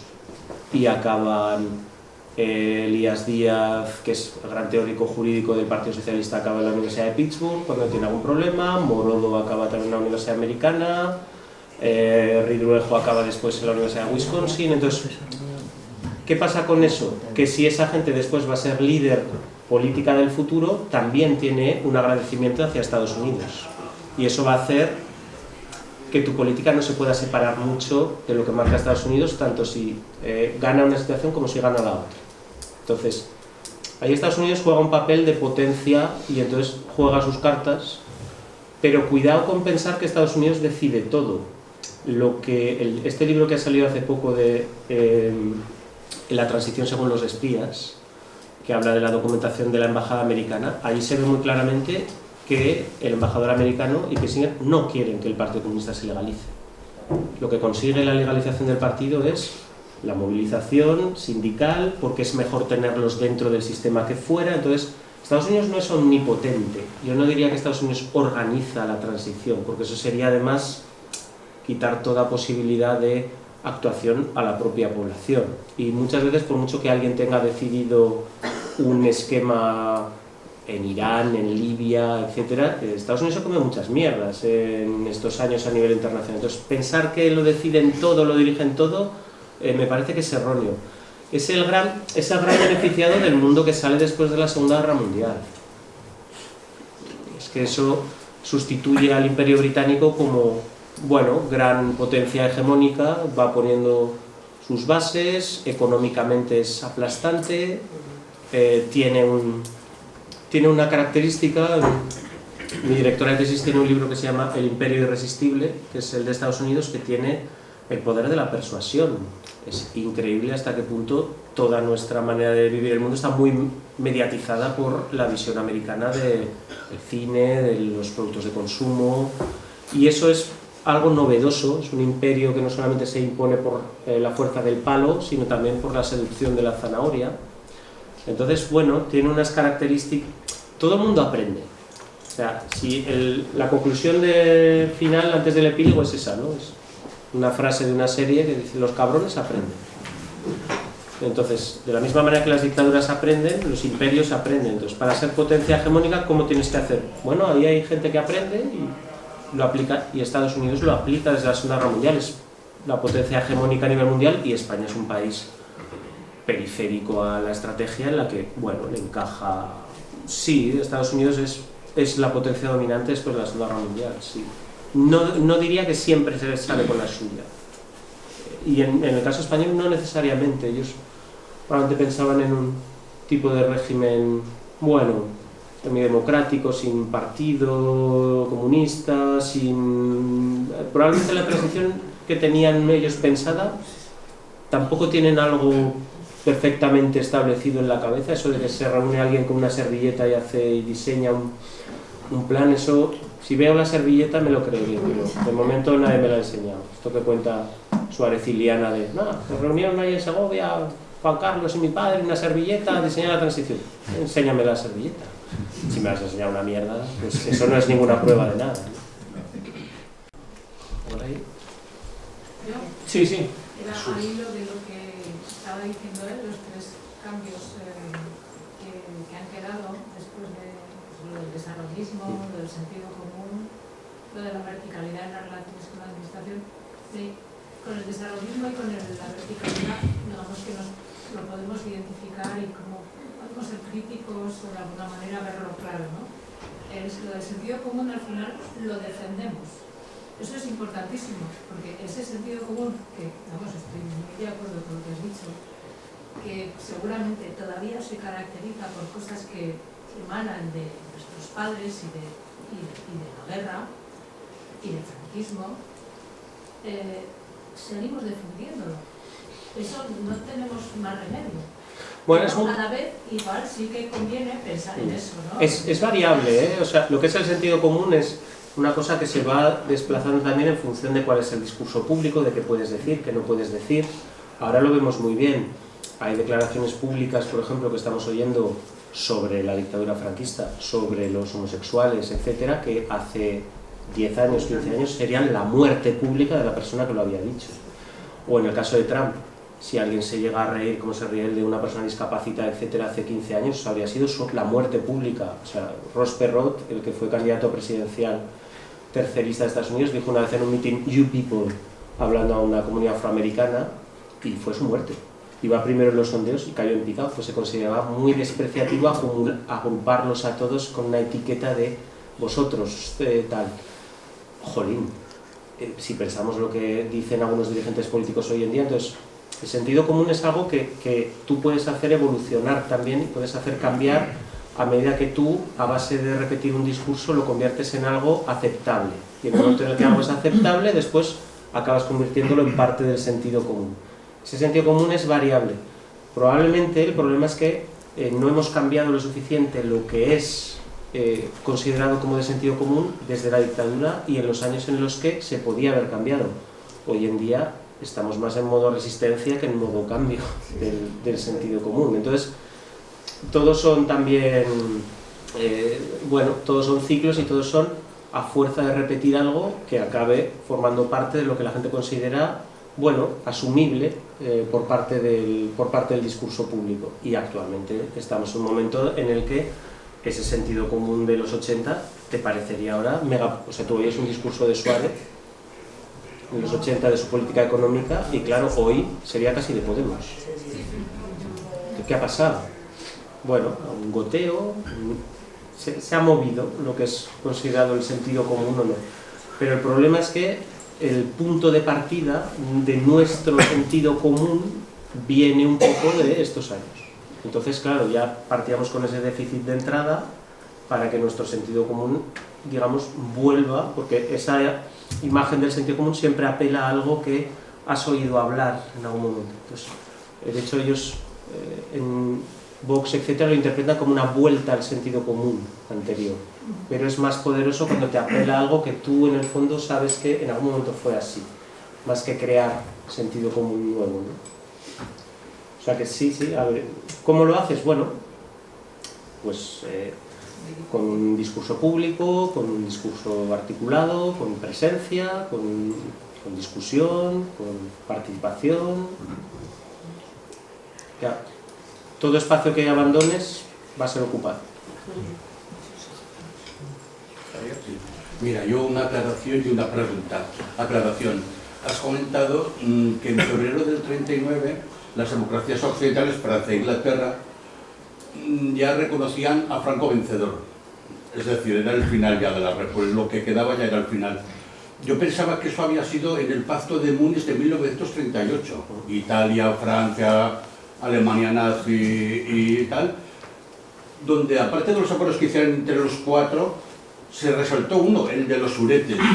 Inglaterra y Francia permiten que invada eso. Pero también hay otros, no recuerdo ahora el número del historiador, que también Mussolini es el que le dice a Inglaterra y a Francia: España es de Franco. Es decir, el principio del fin o el final ya de la República. Entonces estaba la batalla del Ebro más o menos en España, aquí ya, fue ya la última derrota de la República, ¿no? Esa es un poco una aclaración que igual fue en el 39 y no el 38, es simplemente por fechas, ¿no? Y la pregunta es, como historiador, ¿qué opinas sobre la memoria histórica? Me explico. Hay ahora como un enfrentamiento, parece como si ahora surgiera el franquismo, de repente todos defienden que la memoria histórica divide a los españoles y tal, ¿no? Hay un enfrentamiento directo, porque es directo, que es el de la DGS, Dirección General de Seguridad, donde Pablo Alcántara, otro joven historiador, ha escrito un libro, El Gran Templo del Terror Franquista. Y los periodistas, algunos, o no sé si la mayoría, sí que lo dan como que es un enfrentamiento entre Sánchez y Ayuso. Porque Sánchez y Ayuso, aparte de que no se pueden ver esas cosas, porque en la DGS está en el centro de la economía de Madrid. Y si la memoria histórica, que esa es la pregunta, ¿qué opinas de la memoria histórica? Se aplica como quiere el gobierno de coalición, pues tendrá que dejarles en la Asamblea de Madrid, porque no sé qué va a pasar ahí, ¿no? Con toda esta historia. Pero lo que me duele es de que todo esto queda como un enfrentamiento, no queda el templo del terror.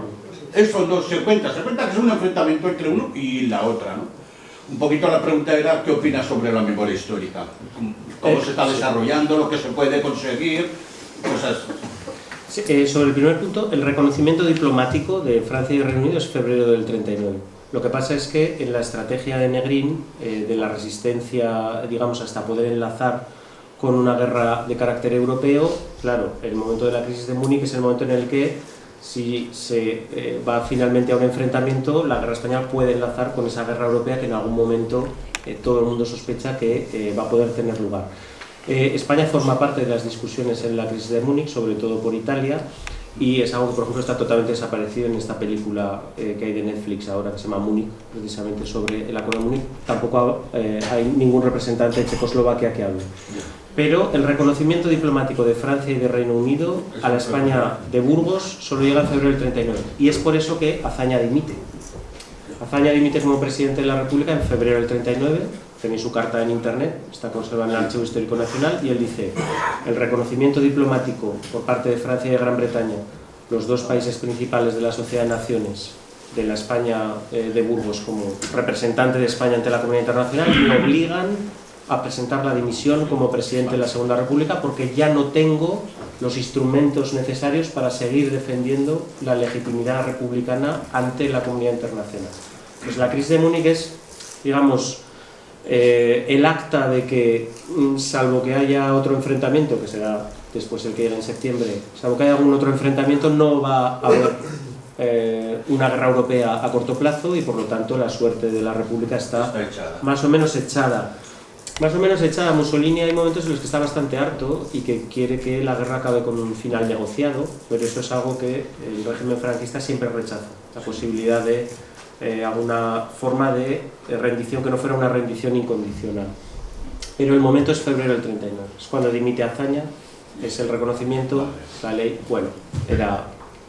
De todas maneras, con las fechas, a veces son importantes, pero si hay otra interpretación, estupendo. Hay quien pone el principio de la dictadura en el 36, hay quien la pone en el 37, hay quien la pone en el 38, yo la pongo en febrero del 39, pero no es una interpretación definitiva, ni me voy a pegar con nadie porque me diga que es otra fecha, que a veces nos embolicamos con las fechas o con las denominaciones y no vamos, digamos, al propio fondo de los hechos, ¿no?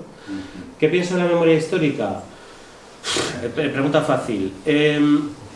Me parece que el sistema democrático español tiene que celebrarse a sí mismo y que desde luego el día de la fiesta nacional tendría que ser el 6 de diciembre y que precisamente no se entiende el sistema democrático si no es por contraposición a la dictadura franquista y que por lo tanto conmemorar. Me gusta más el término memoria democrática que memoria histórica. Conmemorar la memoria democrática es que es un deber de las instituciones. Y lo que tienes que conmemorar es la muerte del dictador, la posibilidad de recuperar las libertades, y tiene que haber una serie de conmemoraciones y de referencias en el espacio público que lo recuerden, y que es algo que tiene que ser algo que tiene que estar por encima de la lucha entre partidos. Y que solamente de esa manera, bueno, llegará a implantarse en la sociedad como algo habitual, como parte de nuestro sentido común. Esto es algo que estaba mucho más adquirido en los 80 incluso que ahora. En los 80 nadie habría discutido la placa de Largo Caballero en Madrid, que se puso por unanimidad del Ayuntamiento de Madrid en su época, y hoy en día está discutido. Entonces, presentar la memoria histórica como algo que es como se hace mucho en el mundo mediático actual, como una lucha partidista entre Ayuso, Sánchez, etcétera, yo creo que precisamente los que militamos por la memoria democrática tenemos que poner la memoria democrática por encima de la lucha partidista, es decir, es que esto es un acto de pura democracia. Entonces,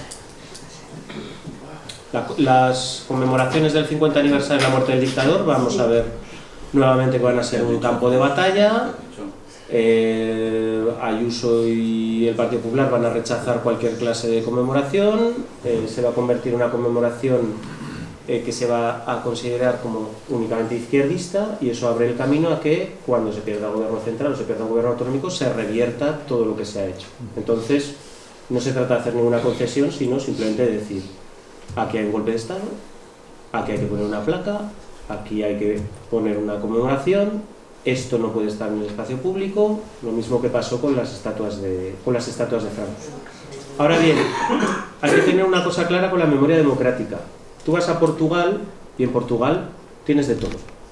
Tienes un museo de la resistencia, estupendo, tienes un museo sobre las deportaciones a Madeira, tienes placas sobre la revolución de los claveles en las plazas, está en el currículum escolar, está en todas partes. Igual que en Francia vas y hay la Resistance aquí, la Resistance acá, los Jean Moulin aquí, los fusilados aquí, el museo de la deportación, etc. Y la extrema derecha saca el 40% de los votos. Y haces una encuesta del número de nostálgicos de la dictadura de Salazar y la dictadura franquista y es igual, el número es igual. Entonces pensar que la memoria democrática va a ser como una especie de fórmula mágica que va a hacer que todo el mundo recupere y que los jóvenes de repente lo entiendan la memoria es muchas más cosas que simplemente unas conmemoraciones, unas placas. Es tomárselo en serio, es todos los días, es no admitir según qué discursos y responsabilidad por parte del entorno mediático de, bueno, llamar a las cosas por su nombre. El régimen franquista es una dictadura. El 18 de julio es un golpe de Estado. Ni siquiera es una batalla. O sea, es que es un hecho. Y en eso es en lo que hay que insistir. Entonces, el 50 aniversario de la muerte de Franco va a ser una buena oportunidad. Hay que hacerlo bien, hay que hacerlo con una cierta coordinación, con presencia. Luego también hay que respetar la diversidad de las autonomías. Las autonomías, hay quien dice, la ley de memoria democrática debería aplicarse de manera uniforme en todo el territorio. Cuidado, porque no sería la primera vez que la izquierda carga el arma y después se la dispara. Si tú haces una ley estatal de obligado cumplimiento, ¿qué pasa si pierdes el gobierno central? Te van a poner una ley de concordia de mierda y todo lo que has hecho y todos los instrumentos que has creado te los van a disparar en contra. Las que aseguran que haya un equilibrio son las autonomías. Va a ser muy difícil que en Navarra, que en Cataluña, que en País Vasco haya según qué políticas. Entonces tiene que ser una conmemoración muy bien coordinada, y tiene que ponerse como una conquista de la propia sociedad española por encima de la lucha partidista. Este sería el camino. En teoría todo muy bonito, en la práctica es muy difícil. Es difícil en todos los países, claro, no es consuelo, pero bueno, esta cosa solo pasa en España. Vete al sur de Estados Unidos. He paseado por el sur de Estados Unidos y he visto la estatua de un general confederado y un soldado confederado y defendían la esclavitud,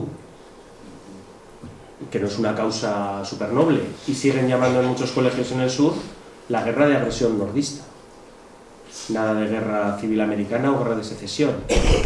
Entonces, bueno, yo tiendo a ver el vaso más medio lleno que medio vacío, porque me acuerdo de lo que fueron los años 90 y Cirilo y yo nos fuimos a un concierto de canciones republicanas y el concierto se anuló porque éramos 16 en público, en el auditorio de Zaragoza.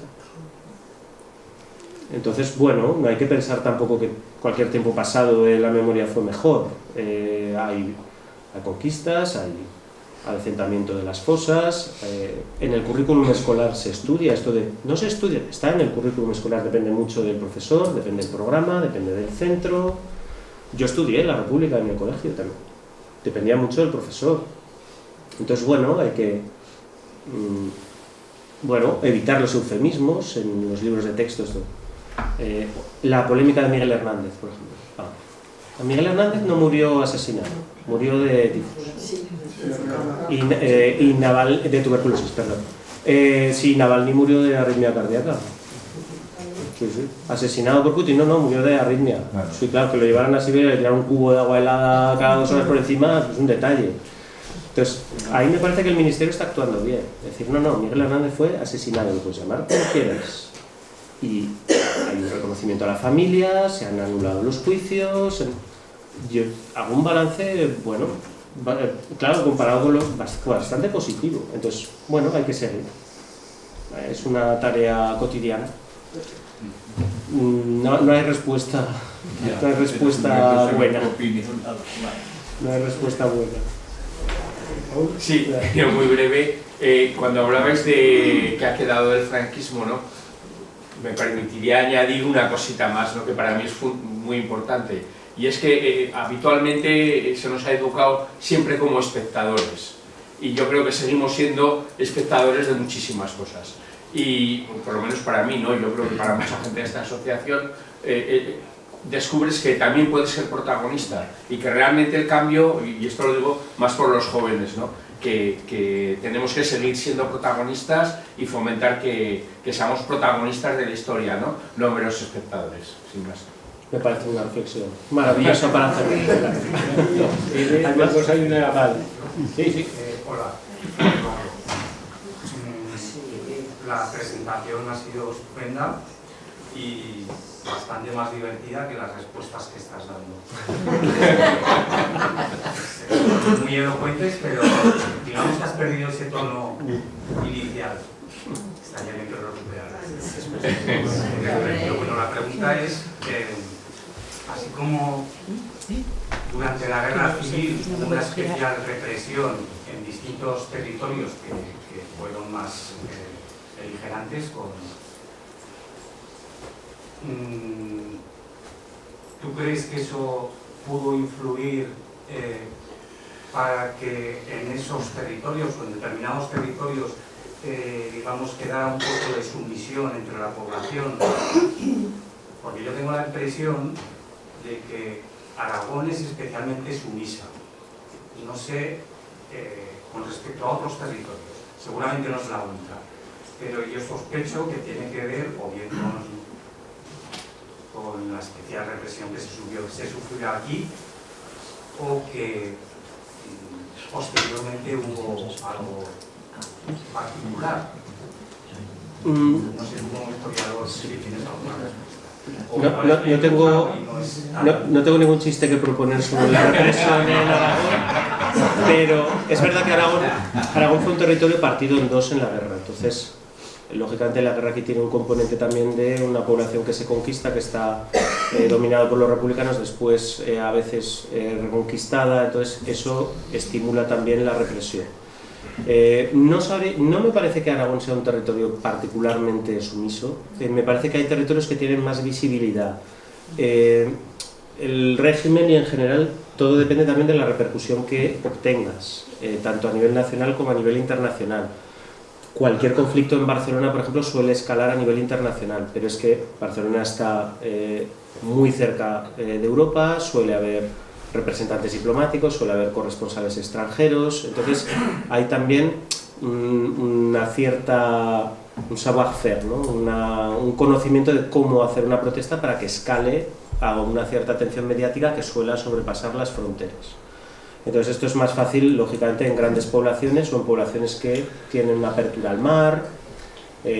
Todo lo que ocurre en Málaga, en Bilbao, etcétera, suele, digamos, transmitirse mucho más fácilmente que en una zona del interior de Extremadura o de Aragón. Entonces, luego la acción colectiva, yo no soy tampoco especialista en acción colectiva, pero la acción colectiva suele ser mucho más inteligente de lo que pensamos. Y la acción colectiva muchas veces se basa en la capacidad para obtener un determinado resultado. Entonces, hay determinados territorios en los que muchas veces la propia acción colectiva te indica que si no vas a poder alcanzar un determinado objetivo, es mejor esperar tu ocasión y mantener hacia el exterior un determinado discurso que puede parecer sumiso, pero que luego no lo es en realidad. Hay que diferenciar mucho también que tú haces siempre un cálculo entre lo que puedes decir, lo que piensas de verdad, y cuando ves que tu expectativa te va a permitir alcanzar un objetivo o no alcanzarlo. Ahora hay estudios muy interesantes, por ejemplo, la transición te dicen, las víctimas en la transición tenían muy claro que el discurso era de la reconciliación.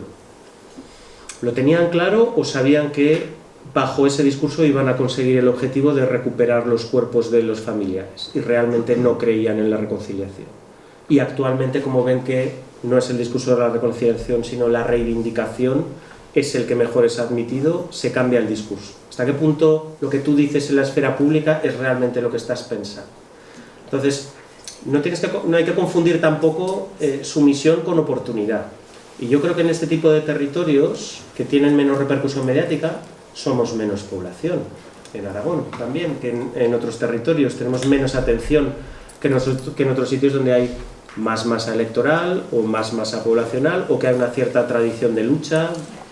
Luego hay territorios con unas características muy particulares, Asturias, por ejemplo, ¿no? Pero todas las regiones mineras tienen un conocimiento de la acción colectiva que no necesariamente tienes aquí, ¿no? Yo no despreciaría tampoco la capacidad de movilización en Aragón, especialmente respecto a la reivindicación autonómica, la salvaguarda del mercado central. La lucha en los barrios en Zaragoza, por ejemplo, está entre las más fuertes en la transición. No me parece que sea una tierra especialmente sumisa. ¿En qué medida está relacionada con la represión? Está claro que en Extremadura y en Andalucía, por ejemplo, el descabezamiento de todo lo que fue la estructura republicana, anarquista, socialista, fue muy grande y además muy silenciosa, porque ahí no había corresponsales, embajadas, etcétera, y que sí que hizo que en esos territorios hubiera lógicamente mucho más miedo. Entonces sí que hay una cierta continuidad histórica, pero yo sería prudente a la hora de identificar sumisión con que hagas poco ruido. Tiene mucho que ver también con un cálculo de posibilidades, y las posibilidades son las que son, y aquí pues no hay tantas posibilidades como en otros lugares con más impacto mediático, con más atención, con más votos, con más parlamentarios, etcétera. No sé si tú tienes la misma sensación respecto a Aragón. Bueno, siempre se ha dicho que Zaragoza, por ejemplo, marca un poco la media nacional, y a lo mejor en eso tienes tu razón. O sea, quiere decir que ni estamos arriba ni estamos abajo, que a lo mejor somos, de hecho, las grandes empresas, cuando quieren sacar un producto a la venta, el primer sitio donde lo sacan es en Zaragoza o en otros territorios de Aragón, porque piensan que eso es indicativo de lo que va a pasar. Te pasa lo mismo a nivel político, a nivel social, digo, pero tampoco soy sociólogo ni lo he investigado. Bueno, yo creo que... Oye, ¿hay más preguntas? Si no, acabamos con esta porque son las 9:15. Me imagino que luego todavía tendrás que firmar. Nico ha venido desde Grenoble, bueno, no, desde Huesca, ¿no? Pero antes y se tiene que volver a marchar a Grenoble pasando por Huesca también. ¿En avión o en tren? No, siempre que puedo en tren. A ver, la pregunta. Vale, yo son unas cuantas que he ido apuntando, pero vamos, tampoco es mucha chapa. La primera, ¿de dónde has sacado las fotos del libro y con qué editorial? La editorial es Editorial Crítica, ellos tienen una sección de imágenes. Las imágenes son imágenes que yo he conocido, publicaciones en archivos, etcétera, y que algunas estaban mencionadas en el libro. Entonces yo les hice un listado de imágenes y ellos me han dicho, pues esta es muy cara a los derechos, o esta está libre de derechos, o esta se puede negociar. Yo le dije que había a la editorial que había 2 o 3 que eran casi innegociables. La de los guardias civiles, porque empieza un capítulo con ellas, la de Julián Besteiro con los curas vascos, y otra más que ahora se me escapa, pero un poco en plan, esto tiene que estar. O sea, eso lo has hablado con la editorial. Con la editorial. Vale. Luego otra, que viene un poco también con lo de la memoria democrática, que has dicho, vamos, que la US como que no hizo nada. Yo no soy defensor de la US, y menos después de los sucesos de mayo 37, la traición a los anarquistas y de la población civil en general, pero sí que fueron ellos los que organizaron las brigadas internacionales. Muchos de esos brigadistas acabaron campos de concentración, ¿no? No sé cómo les nada, o sea, no soy yo muy simpatizante de tal, pero... No, yo tampoco te entiendo el comentario. Las brigadas internacionales surgen de manera mucho más espontánea de lo que pensamos. Porque se está celebrando en Barcelona, tenía que empezar precisamente en julio del 36 los Juegos Olímpicos alternativos a los Juegos de Berlín. Entonces hay ahí toda una serie de asociaciones obreristas internacionales, libertarias, comunistas, socialistas, etcétera, que están en Barcelona. cuando empieza el golpe de Estado ahí y se resiste al golpe de Estado el 19 de julio, mucha de esa gente que está para participar en los Juegos toma parte en la lucha y entonces deciden quedarse, ingresar en las columnas que vienen precisamente hacia Zaragoza, y ahí empieza un poco el eco de esta participación internacional en la guerra. Entonces, los primeros voluntarios extranjeros, y luego Europa está lleno de apátridas. Es que en todos los países donde hay dictaduras fascistas hay procesos de desposesión de nacionalidad y tú tienes a mucha gente que va de frontera en frontera, que los van echando de todas partes, y en España tienen un lugar donde dicen, joder, aquí se puede luchar, por eso vienen tantos italianos, tantos alemanes, luego muchos franceses vienen por conexiones familiares. Hay mucha gente que tiene nacionalidad francesa, pero su padre es vendimiador, es exiliado económico, etcétera, y sienten, digamos, España como su país, y entonces vienen aquí a ver qué pueden hacer. Después se organiza por parte de la Tercera Internacional las brigadas internacionales, y se supone que están un poco vehiculadas a través de los partidos comunistas de cada país. Pero las brigadas internacionales son mucho más que simplemente el Partido Comunista o que la Unión Soviética. Lo que pasa es que la Unión Soviética y la Tercera Internacional da la estructura para que tú, si eres un obrero que está en Liverpool o en Manchester, puedas enrolarte y con ciertas garantías llegar a poder venir a combatir a España. Algo que está prohibido por la legislación de tu país de origen, y por eso muchos brigadistas vienen con nombre falso, dejan el pasaporte en casa, entran de manera clandestina, y quien les consigue la manera de entrar y donde mejor se puede vehicular la ayuda es a través de la Tercera Internacional, de las brigadas internacionales, que acaban teniendo después mayoría comunista, pero que siempre han sido muy plurales. Y de hecho la estrella me señalo aquí porque tuve un alumno que su abuelo de las brigadas internacionales se tenía tatuada aquí la estrella de las brigadas, que tiene 3 puntas precisamente para reflejar movimiento libertario, movimiento comunista, movimiento socialista. Entonces, ¿por qué digo esto de la Unión Soviética? Porque la Unión Soviética ayuda a la República en la medida en la que él se puede aprovechar también. Está claro, sí, sí. La Unión Soviética no es tampoco la supermaquinaria de guerra que después se va a convertir en el año 41-42. La Unión Soviética no es tan omnipotente cuando empieza la Guerra Civil Española.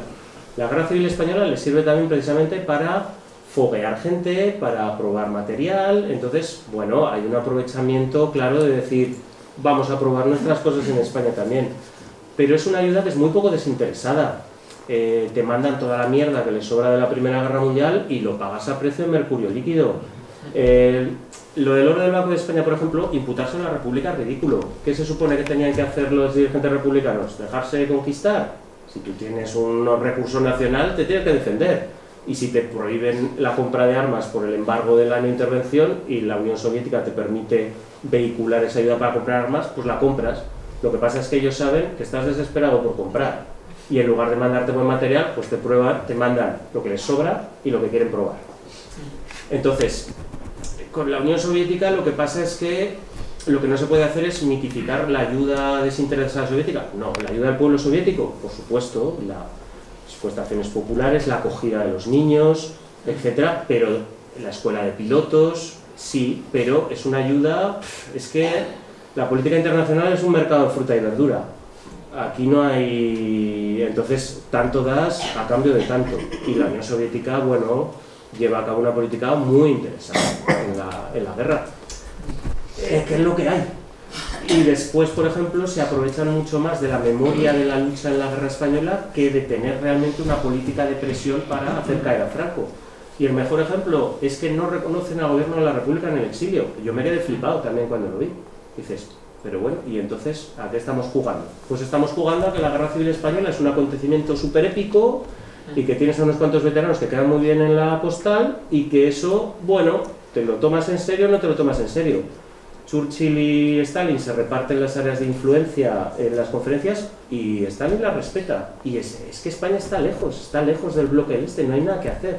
¿Qué es lo que pasa? Que poner a Dolores Ibarruri a tu lado, pues queda muy bien, porque es la épica de la guerra, porque es una mujer, y en el cumpleaños de Stalin, tenéis el vídeo en YouTube si lo queréis ver, se sienta Stalin, se sienta Mao, y al lado está Dolores Ibarruri. O sea que es una figura muy de autoridad, pero es utilizada como invitar a Angelina Jolie y a Brad Pitt a que te vengan a hacer un... Quedan bien, pero hay verdaderamente una política específica de la Unión Soviética para derrocar a Franco, ayudar al gobierno de la República del Exilio.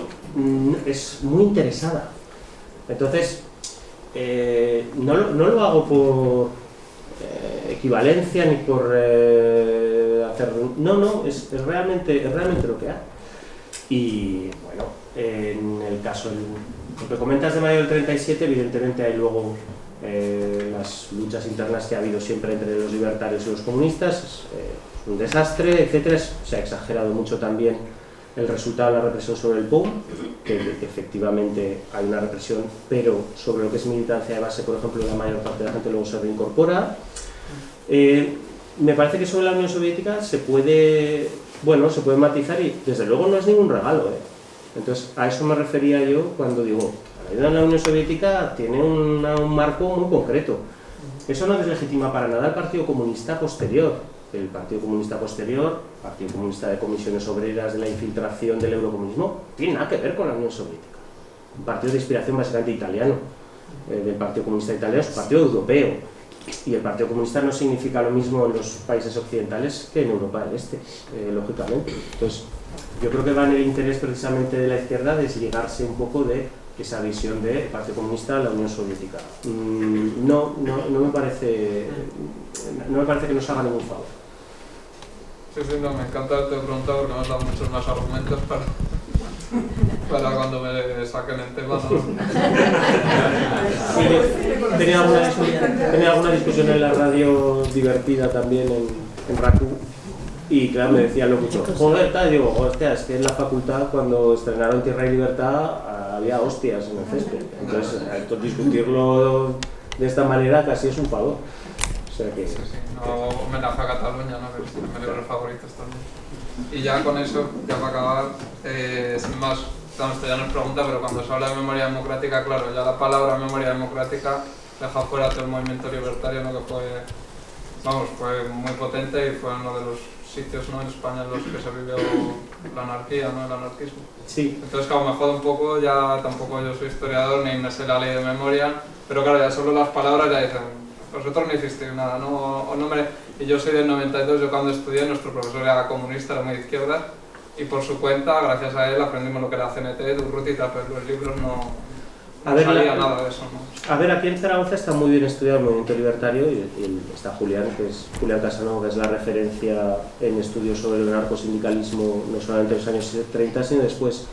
El libro de Ángel Herrerín sobre el movimiento libertario y la transición me parece que es también interesante, y la memoria libertaria tiene su lugar en la transición. El acto en Barcelona de la reunión de todos los movimientos libertarios, Federica Monseni hablando en Montjuïc, todo eso forma parte también de la memoria visual del movimiento libertario.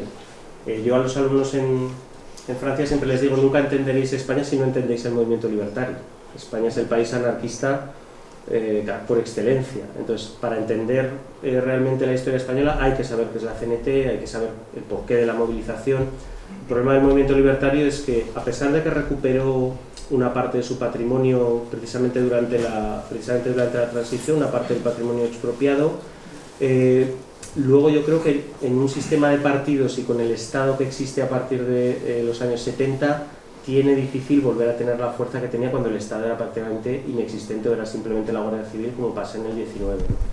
Y gran parte de la base social anarquista se ha marchado por la inmigración, sobre todo en Andalucía. Entonces, pero algo queda en Barcelona, en los movimientos sociales barceloneses, queda algo del movimiento libertario, y dentro del plan de memoria democrática, te lo digo en memoria, está también una parte de lo que es el movimiento libertario, tanto en clandestinidad y la ejecución de Granados, por ejemplo, en los años 60, etcétera, como después lo que pasa es que se agrupa bajo el campo de memoria democrática. Claro, el movimiento libertario no se reconoce, digamos, dentro de esa corriente, pero de alguna manera lo tienes que llamar también.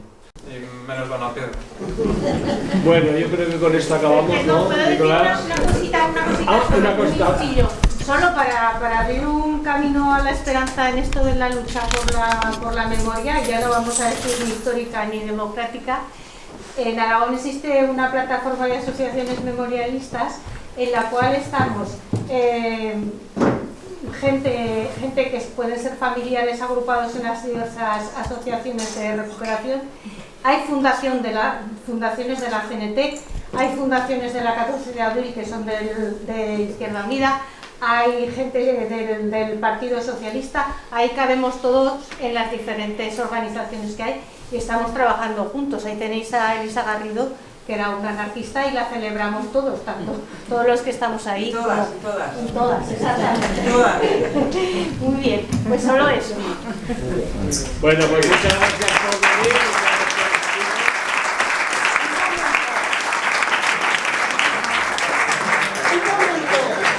Quería hacer una propuesta. Que no hay taxi, que no hay taxi. No, no hay taxi, no, pero que no es la derecha. Que quería hacer una propuesta antes de que se levantara toda la gente. Vamos a ver si podemos hacer un vídeo que nos lo haga Joaquín diciendo salvemos los pinares de Venecia. Aprovechamos. Ahora. Muy bien pensado. Este señor también.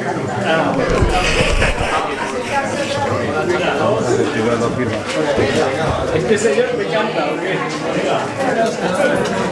¿Pero lo hacemos o no? Pues venga. Coordina. Venga. Ya. Una, dos y... ¡Salvemos los pinares!